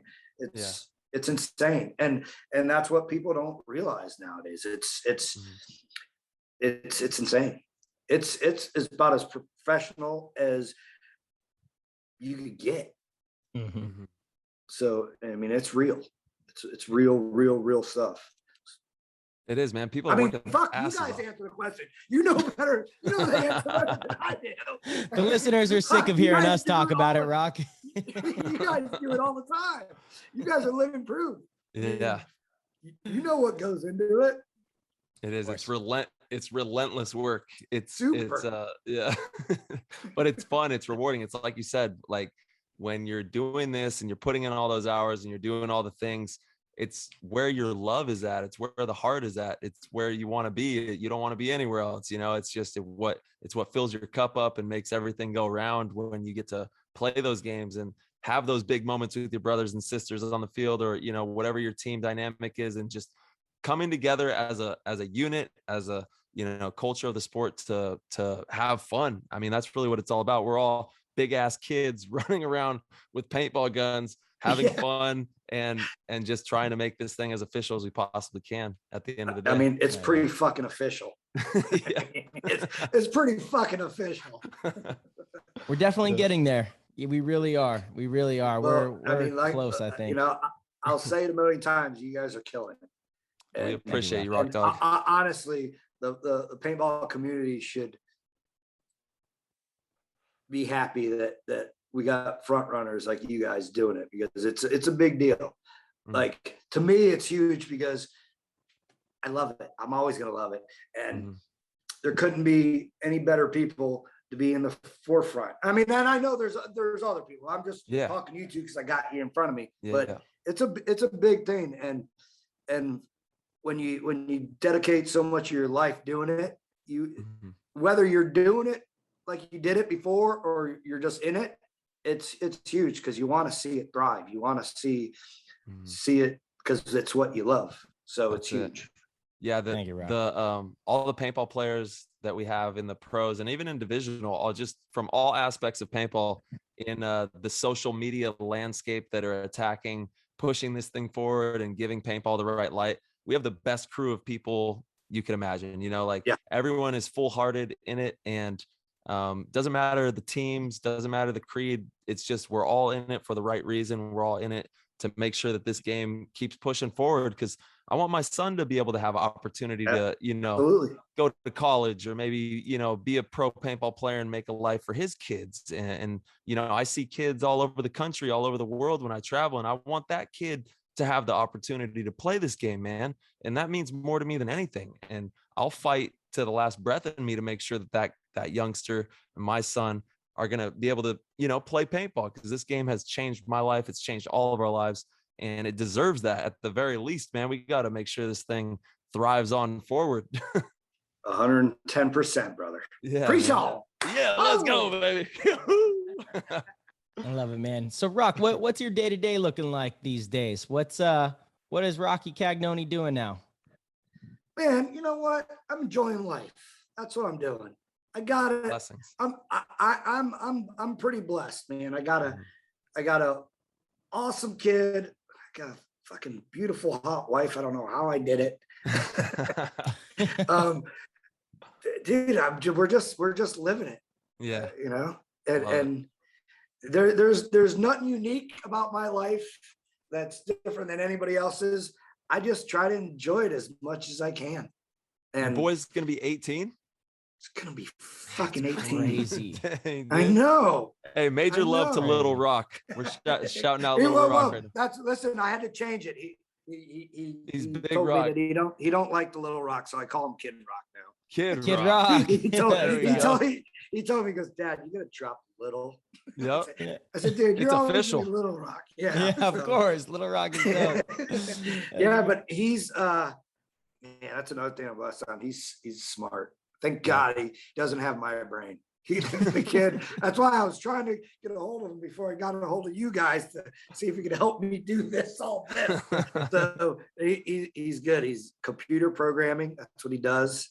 Like he likes to do like summer. I'm like, Rock, what do you want to do? Because when he was little, we'd do like summer camp, surf summer camp, and like fun stuff. What I think is fun. Yeah. The last like 3 or 4 years, he goes to computer programming school, and I'm like, Rock, this is summer. you can do whatever you want. No, Dad, I want to go to that computer programming school.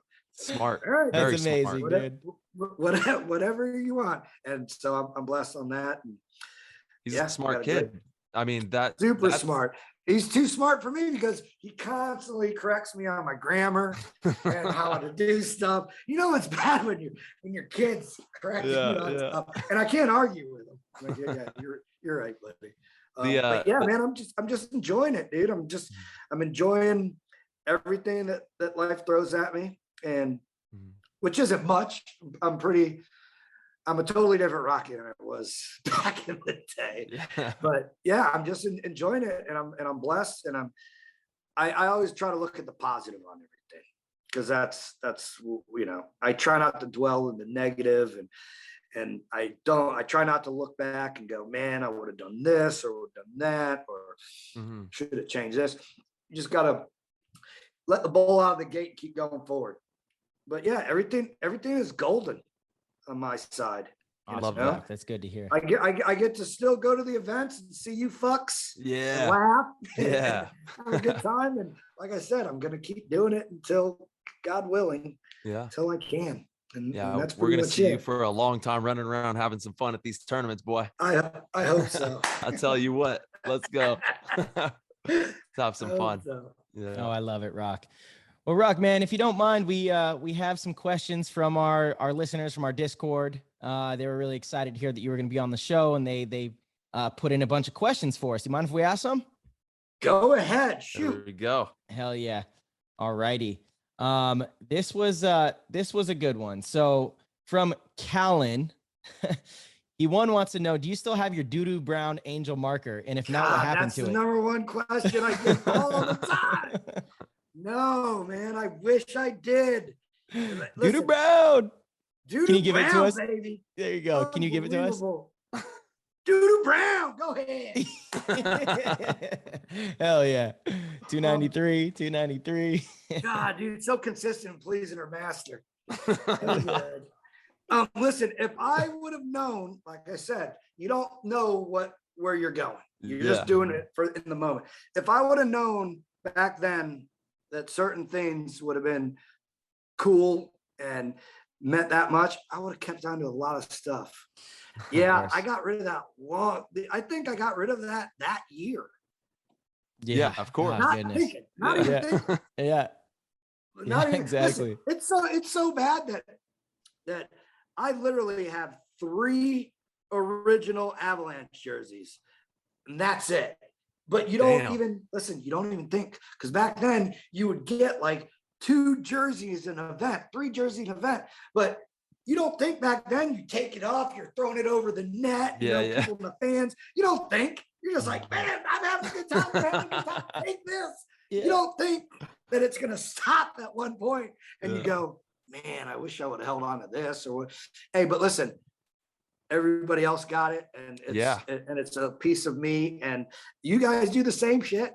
You guys, listen, hold on to something that you really makes you smile, because later down you go, damn it, I wish I would have held on to that. But no, I do not have Doo-Doo Brown. Unfortunately, who knows? She's probably at a pawn shop somewhere hanging out on the wall. I don't know. Hold on. So is the Doo-Doo Brown missing? Nobody knows where Doo-Doo Brown's at? I don't think. I want to say someone's got the Doo-Doo Brown out there. I want to say that I think maybe at one point Bear might have tracked it down and had it at SC Village or over there. I'm not 100% sure. I can't remember exactly. Damn. But I have no idea where it's at. Bear was calling tonight, and it was after I posted a picture of you and us doing this show. I wonder if he was calling to bring something like that up. If you wanted to, why don't we call Bear and get him on the show? Or you know what's funny? That's another funny story because it was just his birthday the other day. Yeah. So I posted a picture of me and him, and I wrote, "Happy birthday, you greasy Italian." And it was so funny because everybody, for some reason, because it said greasy Italian, thought it was my birthday. And everybody started wishing me a birthday. And I'm like, look, man, I ain't the only greasy wop around here. There's other greasy Italians. So I had to nip it in the butt right there. Okay, hold on a second. Bear says, let's see if we might be able to get Bear live on the show here. Get a that little word device because we've had these technical difficulties. He's going to come in hot. All right. Yeah, he is. Oh, good. Let it fly, Bear. Okay, there we go. Yeah, and just for all the listeners, we've been going through some little technical difficulties tonight, so we'll see if this. Can you guys hear that? Here. Can you hear the ring? Bear, my man. Hold on a second. Do we got you? I got like 5 minutes. I'm about to go on this party boat in Newport for dinner. Everybody, we got the man, Bear DeGidio here, live on the show. We got Roque Cagnoni. Dude. Oh, you got me on a podcast. Yeah, that's what I told you. What are you talking about? You've been blowing up our phones tonight. You knew we had Rock on. You wanted to get in on the action. I was blowing up the phones because I got a deal for Tyler Harmon. I'm trying to pick him up for this new pro team for Giant Party Sports. So I didn't want no one to know. So I was going to offer him a deal. Is that Roque Cagnoni, the doo-doo Brown, the godfather of this thing, the inventor of style, the inventor of the run-through, the godfather of making sure that style was the pinnacle point of paintball, the one who laid the foundation for all of you rugrats to run around nowadays to play pro paintball? Yeah, Roque Cagnoni, we know who he's about. He's a legend, he's a Hall of Famer, and he's a first ballot all-time best player of all. Don't ever play with his name. First of all, Marcelo, you would have no style if it wasn't for Rocky. And Tyler, you wouldn't know how to run and shoot if it wasn't for Rocky. Because Rocky was doing all these things while you guys were rugrats running around with die kids. You guys are lucky I didn't want to go become a pro paintball player and run around the world. I got my wins. I did my time. I know what I am. I sit in my lane and I stay correct. I think you need to write a book on it so that the people know. I don't think the people know. I think you need to do something. I think you need to write a book. Maybe you need to start a podcast. You got to do something to let people know. A lot of self-proclaimed stuff going on. You guys look at photos of Roque Cagnoni. I grew up playing with Roque Cagnoni. There's levels to this. Do you understand what I'm saying? It's not the same. We are not the same. Hey. I went and played on the first ever hyperball field and watched Ironman play the Iron Kids before anybody even knew what hyperball was, with OTP Factory and Ironman and Avalanche. And all of you guys were still at home on your PB Nation trying to figure out what paintball was. Tyler Harmon was in Bob Long's backyard trying to watch him learn how to shoot a bow and arrow gun. Like, everybody relax, dude. The history books will be written one day, and they'll be written by me. Hey, Tyler, how are you? I swear to God, Rocky was just telling these stories about when he was flying out to SC Village and in the Mecca of the day, dude. And it's all, dude, it all happened right in your guys' backyard. Rock Dog is on the show with us right now. Rocky is on here right now. Rocky! You're unbelievable, dude. You're a lyrical Italian genius every time. I love Rocky, it. You're one of a kind, baby. The passion hasn't ever dropped. You're one of a kind. You're the only one inspiring us. Oh, the Meatball Boys. Yeah, baby. The Meatball Boys. There's no one like Rocky. What Rocky did was he brought the sauce to the game. He's the ravioli to the spaghetti. Okay, everybody understands something. He was drinking fine wine. Mix those, dude. Wait, what are you talking about, Marcelo? Ravioli and spaghetti. Fine wine and running tens. This guy was running tens in the Angel booth in Tampa Bay. I'm 9 years old. I walk in. Roque Cagnoni's with 3 WDP Angels running it up. You guys have no idea. It was rated R. Your podcast would get removed from the Apple Store if I told you what really went down. Then he pulls me aside. He goes, listen, if Gio saw you see what you're seeing right now, he might kill us. And we got to see him next week in the SC Village. And I said, you know what? No problem. No problem at all. I said, I'll just go hang out in the corner because what I'm seeing right now, I can't even find on the internet. What I saw and I witnessed with my own eyes at 9 years old was Roque Cagnoni, Chris Lasoya, Davey Williamson, Rich Telford, Billy Drancy, Todd Adamson, and Oliver Lang do some stuff to some WDP Angel girls that was unbelievable. I've never seen stretching abilities and athleticism like I saw that day. And from that day forward, I said, God damn it, I love paintball so much. Legend. Bear DeGidio. That's where it all started. Baby. Let's go. Dude. Write When that you guys book. were eating tacos, Marcelo, when you were eating tacos, filling pods for the Ironman as a 9-10-year-old, I was running around SC Village with the gods of the paintball game. Todd Adamson, Billy Saransky, Oliver Lang, Alex Frazee. Alex Frazee and Ryan Greenspan were trying to figure out how to get free diggers from a paintball company when I was playing. Okay, I was with Ron Kilborn, Chris Lasoy. There's levels to this game. Rocky Cagnoni and Ed Foreman, they're walking down the paintball Hall of Fame at SC Village. They're ready to go to the Rocky Field. My dad goes, "You see that guy right there?" I go, "Yeah." He goes, "That's Rocky Cagnoni. Ain't nobody got That's it Rocky, like that guy baby. right there." I said, That's "Unbelievable." I said, "I got to meet this guy." I'm 8 years old. I'm wobbling because I'm chubby. I'm heavy at the leg. My knees are swallowed in dirt. I'm wearing JT pants gifted to me by John Gregory himself. See what I'm saying? There's levels of this history.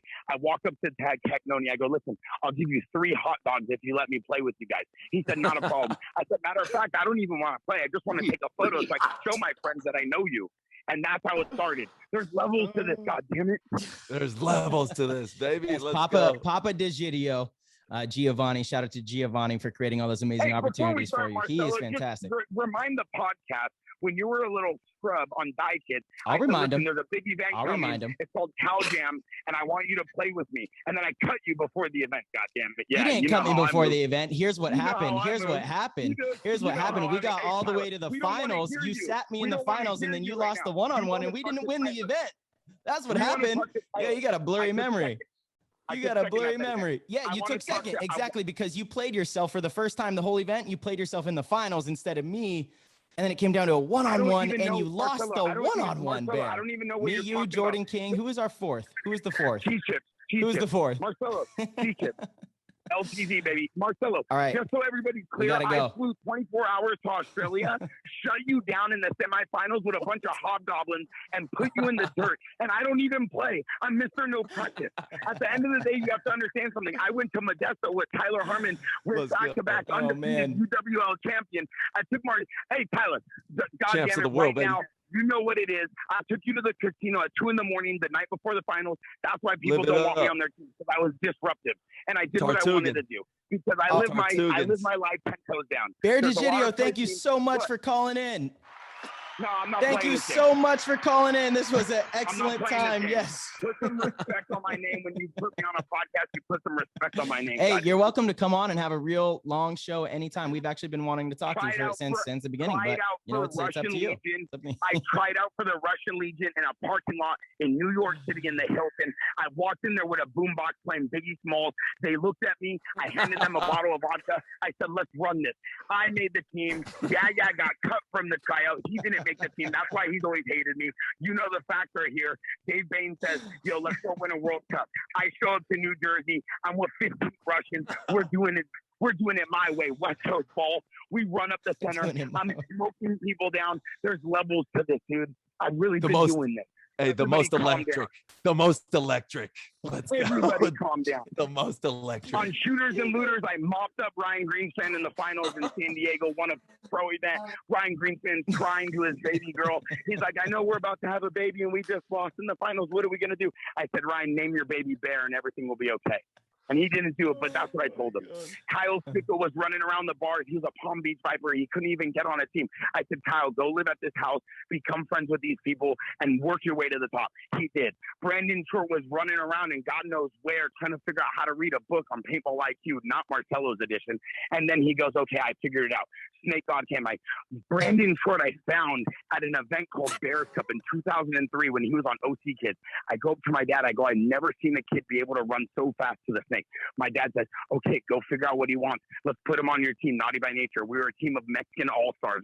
Hold on. Oh my Hold God, on. We're not What? doing your whole life story on Rock's show right This now. is We not thought the you wanted Wait a to. minute, no, he's way more entertaining than me. This What? is not the life story. Listen, this is the Rocky Cagnoni show, and I'm going to tell you something right now. Rocky Cagnoni, SC Village. It's 1998. I'm 8 years old. Avalanche is practicing against a team called Ironman, SC Ironman. Dave Youngblood's on the sidelines. Shane Passan is on the sidelines. I walk over there. I go, "What's going down?" They go, "Chris Lasoya and Rocky Cagnoni want to beat up this kid." I go, "Who?" They go, "The guy's name's Catfish." I go, "Why do they want to beat him up?" Chris Lasoya said, "I don't know. Someone was making fun of his ponytail." I walk over there. I'm 8 years old. I go, "I'll scrap with anybody. I'm willing to die on these grounds that I built my career on. I'm willing to die here."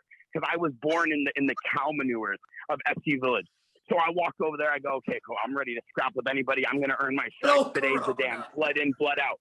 Roque Cagnoni walked over, picked me up like the little hobgoblin that I am, puts me to the side. He says, sit there with your little auto mag and let the big boys handle it. I go, you are the man. And ever since that day, I looked up to Roque Cagnoni. Dude, this is the best thing. Awesome. There we go. Oh my God, he's so good. He's so good. That's There. fantastic. You guys love want it, to hear dude. one of the greatest stories of all time? LA Please. Open. I'm on Dynasty's roster. I see Roque Cagnoni and Avalanche. Dynasty's first event. I'm running around with my jersey and about a box of 35 hot dogs. Okay. I'm earning my keep. I'm keeping the players fed. I'm the 12th man on the roster. Glenn Forrester's the head coach. Chuck Hench is walking over. They go, this is what we want you to do. We want you to go into Avalanche's pit. And we want you to just listen. They're going to let you stay there because, you know, you're young and they don't care and they know it's SC Village and it's your park and just pretend like you're friends with them. And then I want you to come bring back all the information.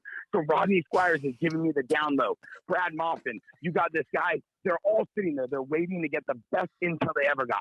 I walk over. I'm hanging out with Rabikoff, Rusty Glaze, LB, Cagnoni. Cagnoni is a Godfather style. Everybody wanted to look like him. I walk over. I see these guys. I didn't know what to say. Okay, I'm in shock. I got dust in my nose. I got a headache. I got a backwards hat on. I'm about 30 pounds over where I should be, right? So I'm feeling the heat, and I got a lot. Marcel, don't start with me. You were so slow as a kid. They had to give you. We were the thick boys, bro. Yeah, but Marcelo, you never grew out of it. I turned into an athlete. You're still the same way. So then I walk over. The first thing I say is, "Hey guys." They all say hi. They're nice to me. I go, Chuck Hench sent me over here. He wants me to figure out what you guys are doing for the game. They almost beat me with a dive boomstick that weighed about 30 pounds. I ran for the hills.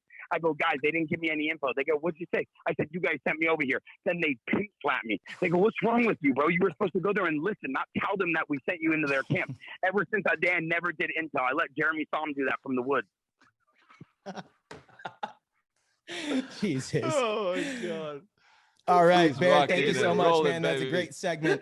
We will hopefully see you Hey, hold sometime on. Let soon him- on PTG. Honestly, Let him tap in all with. joking aside, I got to say one thing. All joking aside, I got to say one thing. What everybody in paintball needs to know in today's time, for me, myself, who probably interacts with close to 600,000 annual paintball participants, the #1 paintball parks in the world. We have 7 of the best locations. We do more for paintball than anyone else. None of this would be possible without guys like Roque Cagnoni. What Roque Cagnoni and the original glory days, the golden era of paintball did was make paintball cool and bring the dream to the sport that one day we could be doing what they're doing. One day we could travel around to be what they were, which was modern day rock stars before social media. These guys went around the world with a band of straight gladiators and left it all on the line, went into cities and destroyed them, destroyed hotel rooms, destroyed people watching, destroyed all their teammates' girls. Who knows what happened there? But they did things that were so unbelievable that at the time of paintball, people couldn't fathom. These guys are modern day gladiators. They were rock stars of the sport. They laid the foundation for guys like us. And in today's paintball would not be possible without guys like Roque Cagnoni. Their style, the way they played the game, the things they said was unbelievable. They were icons to anybody playing paintball. And it's very important that we don't forget that these guys are first ballot Hall of Famers. And one day when the sport is where it's going to go, these are the guys that laid the foundation for us to get there. Without them, we are nothing. That's a major key alert. That's major key alert. Hey, make sure you tap in with Roque before you take off, Bear. Say bye to Roque. He's still here with us. Yo, honestly, I'm going to say this from the bottom of my heart. Marcelo, you're still so bad at paintball. I don't know how you win tournaments, but I love you. I love you from the bottom of my heart. Tyler, you're unstoppable. You're probably the next Oliver Lang. And Roque, you're the reason why probably 90% of most paintball players play paintball. There's no one that will ever touch you when it comes to style, bro. You are one of a kind. That's why we love you. Hey, yeah, I love you, and I hope you had a good birthday. And tell Dad I said what's up. I tore the city upside down like it was 1969. I was a motley crew, Newport Beach. There's not a single girl that didn't know what happened. We had boats and yachts setting sail. If you guys could only see what I did, dude. Guys go, like man. get great long hair. They can't drink one beer. They fall asleep in a booth at an event. I'm going 4 days no sleep. I still got abs. My arms are Let's bigger go. than they've ever been. I'm 230. I'm running through walls. There's Bear, levels of this. you do Rock. not have I'm abs, running bro. through Let's walls. go, baby. Marcelo, you're still slow. You're still living off the shine of Ryan Greenspan. And I don't know how you're not winning events without Tyler anymore. So those are things you need to figure out on your own. Tyler, you are unstoppable. I've never seen you play so good in my life, besides those 3 back-to-back UWL World Championships that we won together. Big God, chips. God bless Big Bob Long. chips. Thank you, Dude. Bear. Talk to you soon. Marcelo, please start working on your snap shooting. All right, ladies and Big gentlemen, we chips. got it. Dude, how What is a he guy. not on What a every guy. show? How what? How is he not on every show? Dude, he always Oh. says that he wants to come on. We tell him you have a seat here anytime you want, and then he shines us on. So that was He's what on. happened really early on. Yeah, but we finally got him on. We got him on for a nice little 15-minute segment right there. little roast session. That was nice. That was fantastic. Yeah, here we are. Here we are. So that's great. He's so He special. doesn't stop, man. dude. I love He that does not guy. stop. I don't know Yeah, how. he's know got how. great lungs. You know, He's it was so hilarious. good. He learned from the best. You Yeah, learned from exactly. Igor and Mr. H and all these God, amazing dude, Dude, he's but just- his dad is really just like that is the thing. I didn't realize it when we had Gio on the show, the way his gift of gab, you know, that you could just go up from one thing to another like it doesn't It's the stop. It fucking just flows. gift. Yeah. I was like, oh, you're exactly like your dad, actually. It's a gift straight Yeah, up, it's man. funny. It's funny. The DeGidio family has another gene. It's called that "we got it" gene. I don't even know, you know, like they come packing the heat. They got the 9 days gabagool. a week. Yeah, They got super the duper. gabagool. Go Yeah. ahead. Yeah. Packing the heat. Shout out to Bear. Awesome. Thanks for stopping by the show. Rock Absolutely. Dog, Thanks, Bear. we Love got ya. some I know, dude, he's off the charts. Love him. We got some more questions for you here. I'm gonna dive into one here. Let's see. We got quite a few. Shout out to everybody in PTG world tapping in on these questions. We got Welshie. He's wondering, you seem to understand what it takes to cause havoc as a front player. In today's game, who do you think emulates your kind of style that you played with? Fuck. Like a top pro guy that just brings it. God, dude. I mean, nothing for not a downgrade myself, but everybody is on a totally different level. I mean, fuck. It was a different game though, too. It was a totally different game. But Jesus, I mean, I've seen both of you pull off fucking amazing shit and make shit go nutsos. I mean, I can't single out anybody. Fucking Tyler, I watched you fucking destroy Houston Heat a couple times. Marcelo, I watched you destroy a shitload of people. It's yeah, I mean, fuck, dude. I don't know if I could put someone, it's a totally different game. I mean, yeah, that's a hard one for me. I would have to say JC from like Impact kind of gives me Rocky vibes. He's a I can see wild, that for sure, wild yeah. card. Yeah. Yeah. I can see that for okay, sure. I'll give you that. Yep, Yeah. thank you for helping me out on that. Yeah. JC, I mean, fuck, He's a dude, I could beast. go down the list. It's, you guys are killing me with all A-Rod, the spot A-Rod a stuff. little bit. A-Rod. Yeah. Just Little total wild A-Rod. card. You go wreck shop. Yeah. Yeah, I mean, it's like I said, it's all about when it happens and where it happens, and Yeah. yeah, I mean, I can't single anybody out, but everybody that's playing front nowadays seems Shit. like they're making shit happen. Straight up. All right, Marsh, you want to Awesome. hit one of these? Yes. Sorry, let me get back into this. Yeah, we got. Thank you, everybody in the PTG world, man. It's amazing. Shadow has a good one there. All right. So going back to and this is from our boy Ryan. Shout out to him. Going back to the glory days, did you think paintball would be bigger than it is now, considering the rapid growth it saw in the early and mid 2000s? So we kind of touch on this a little bit. Yeah, I did. I mean, I knew that it only had one place to go, but up. I mean, it was, yeah, I knew it was going to, because it's the evolution, right? It's you guys are athletes. You're right. We touched on it, but you guys are fucking athletes, and you guys perfected everything. Practice, drills. Yeah, I knew it was going to be bigger, faster, stronger, and just more easier to watch. I mean, it's actually enjoyable to watch now because you guys are so fast and so much shit's going on. There's just beautiful, fluent moves that just blow up fucking one side. So yeah, for sure, 100%. And if it didn't, I would have been pretty upset. I know, right? But yeah, 100%. Oh boy. Forgot to Don't turn that off. stop But recording. Bear's FaceTiming again. Does he not realize? I don't think he understands that we're like in the middle of a show. It's so funny. He's running through walls, baby. What the hell's he doing, dude? He's coming. That's he's hilarious. coming for you. That's hilarious. He Um, wants back on. Yes, he does. Okay. Dude, Sorry, Rock. Sorry to sorry. No, dude. I love it. This is entertainment. I love it. That's good stuff. Oh, that's hilarious. All right. all right. We got one from Shadow, and he was wondering, do you have any superstitions? No, not really. Yeah. I mean, Like when well, you would it's play, not did you have any superstitious. superstitions? no, not really. Oh, well, yeah. No white pods. I Yeah. don't like No white pods. I like just black pods, Mhm. and it's not a superstition. It's what I've always done. I like to kneel down and do the sign of the cross and Yeah. make sure everything's good, Mhm. and thank everybody up there Yeah. looking down, and that's pretty. But that's not superstition. But yeah, I guess no white pods, all black pods. Yeah. There we go. Hell yeah. Hell yeah. Awesome. All right. Well, I guess the last question that I got over here is who was crazier, you or Chris Lasoya? Oh fuck, Chris Lasoya. Are you kidding me?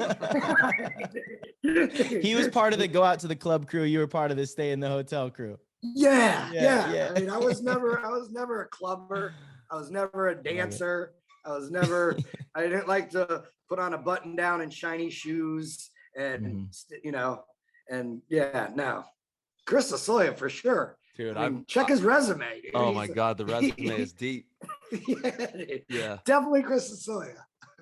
I remember being like 16 years old or 17 years old on Oakland Assassins, and we were in Denver for a tournament, and he threw a party at that Denver event. A rave. Yeah. A rave, yeah. party. And me and my that's what dad, he was into. me and my dad, we go to this You went with your dad.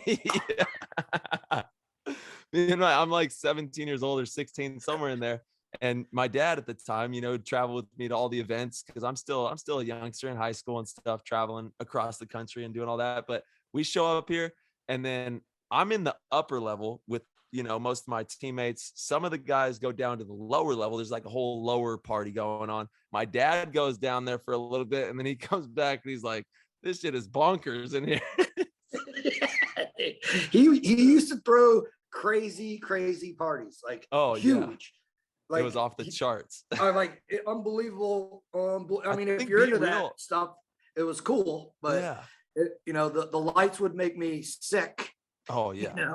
And another reason why I never went to the clubs with them, because for some reason Lasoya had a knack for always getting us in fights because he would fuck with someone's girlfriend, and then I think I went out twice, and after the second fight, I'm like, well, this isn't fun. We just go out, Chris dances with someone's girlfriend, and then then we have to fight people. I'm like, I'd rather stay in the hotel with Ed and Knopp and Ellis and just throw back some alcoholic Safety. beverages and be happy. Dude, that's legendary. Oh my God. Yeah, shout out But to yeah, Chris Chris Lasoya, 110%. All right, That's- Lasoya, take the cake. Listen, that's the thing. That's another thing that was always totally taken out of proportion.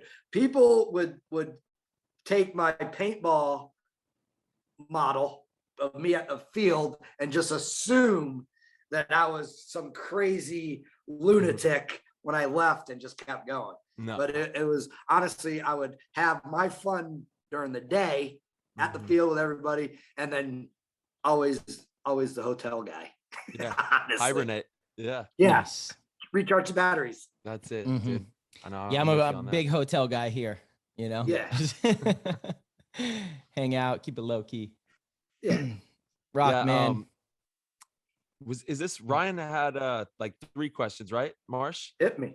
I just Oh, go wanted ahead. to kind of go over, that's his name, right, Marcel? Yes. Yep. Yeah. He was just paying homage to you, essentially just saying that you know, you were his favorite player of all time, like the Oh, I Tony missed that. Hawk, you know, in his eyes. And he used to watch old Avalanche videos, and he was actually, when the whole Avalanche thing went down, he was like, you know, he was like crushed because you guys were his idols. We and all were everything. crushed. I know. Thanks. I know. But he was thinking, when he would play, he was always thinking, how can I look like Rocky? How can I emulate him running down people? And you really shaped a whole culture of paintball players, and like in almost like through that video, through your style, training us to be more aggressive, training us to have more of a wild style, because a lot of paintball was more boxed in before, you know, players like you and Chris came through. So he was just paying homage, and he wrote a nice little bit there about you. So shout out to Ryan. Well, I tell them I love them, but Yeah. blaze your own path. Yeah. Do your Hell own yeah. thing. Listen, it's a 50-50. Get aggressive, go fucking do something. And if you don't do it, you don't. But if you pull it off, you're gonna be a fucking superstar hero. But listen, take little pieces of different people and wrap it up into a ball and blaze your own path. That's the only thing I could tell them, but I appreciate it. And There it is. I feel honored that he Yeah, said that. You did so much for this game, Rock. And before we let you go, we just want to let you know that we love you, man, and we appreciate you for everything that you've done for paintball and for the culture of the game. And you know, there will never be another Rocky Cagnoni. There will never be another you, and we will always hold you close to our heart as we move into the future of paintball and make sure that your stories are told forever, man. And I love you guys, and I know the future is so bright with you guys holding the torch, and you guys just keep doing what you're doing. You guys are paving the way for all of these guys underneath you, and you don't know how much you're doing until you do it, and you are doing it. So keep doing it, baby. I love you guys. Thank you, Yeah, Rock. Let's Man, go. we love you too. Let's You're go. one of Go the ahead. absolute best. Thank you Yeah. guys. I love you, and thanks for having me. Hey, And, Rock, before I let you go, I want to touch on Rock Easy Lifestyle. Yes. That's your brand. Rock Easy. Rock Yeah. Easy is just a little side gig that it's honestly, it's just a side gig, and it's just extra paintball money for me. And I love Rock that. Easy Products USA. Yes. So follow him on Instagram at Rock Easy Products. I don't even And- know if I have it. No, I don't even have an Instagram. Oh, you do. That's how old I am. You do have an Instagram. Do I? Yes, you do. There Yep. is a Rock Easy Products Instagram for sure. Yeah. Really? Yes. 100%. Yeah, nothing You has have been like posted since 2017, but you're Okay, on well, there. you go. So so yeah, that must have been my old buddy that probably started it, and I've never checked it. Nice. Rock on Easy Facebook. Rock Easy USA. I think I got a Facebook thing, but yeah, you Okay. catch me on that. There we go. Yep. And support Rocky in any way you can. Follow him on Facebook. And I'm pretty sure he does have an Instagram as well. Check out Rocky Cagnoni on Instagram. He's got some stuff on there too. And Rock, dude, we love you. Thank you so much for joining us tonight, brother. Anytime, dude. I'm honored to be on here, and support paintball. Don't Yeah, be baby. a dick. Make it happen. Heck yeah. man. Awesome, Rock. We'll Thank see you, you brother. soon, brother. See you soon. You got it. I'll see you guys real soon. Peace. Later, brother. Peace. All right. Thank you guys so much for tuning in and hanging out with us on this show with Rocky Cagnoni. We really hope you guys enjoyed it. If you do enjoy the shows and you guys want to show your support for PTG, please head over to ptgpaintball.com and sign up for the Patreon. The Patreon will give you access to our Discord, and our Discord is lit. It is amazing. It is an awesome chat room with a bunch of different channels and really cool features. Awesome stuff. We're doing a ton of giveaways there, a lot of really cool activities and challenges, and all sorts of amazing stuff. You can interact with Tyler and I and be part of the show. We allow our GOAT callers to call in and ask questions to the guests. It's amazing. Just a phenomenal experience and thing that we offer. So if you guys would love to show your support, that is the best way to do so. Again, that's ptgpaintball.com. And our website is brought to you by Rusty Glaze at Concert Pursuit. If you guys need a website done, Rusty is the guy to call. All right, PTG fam, we'll see you guys soon. Very soon. Like in a couple days soon. It's always soon. We'll see you soon.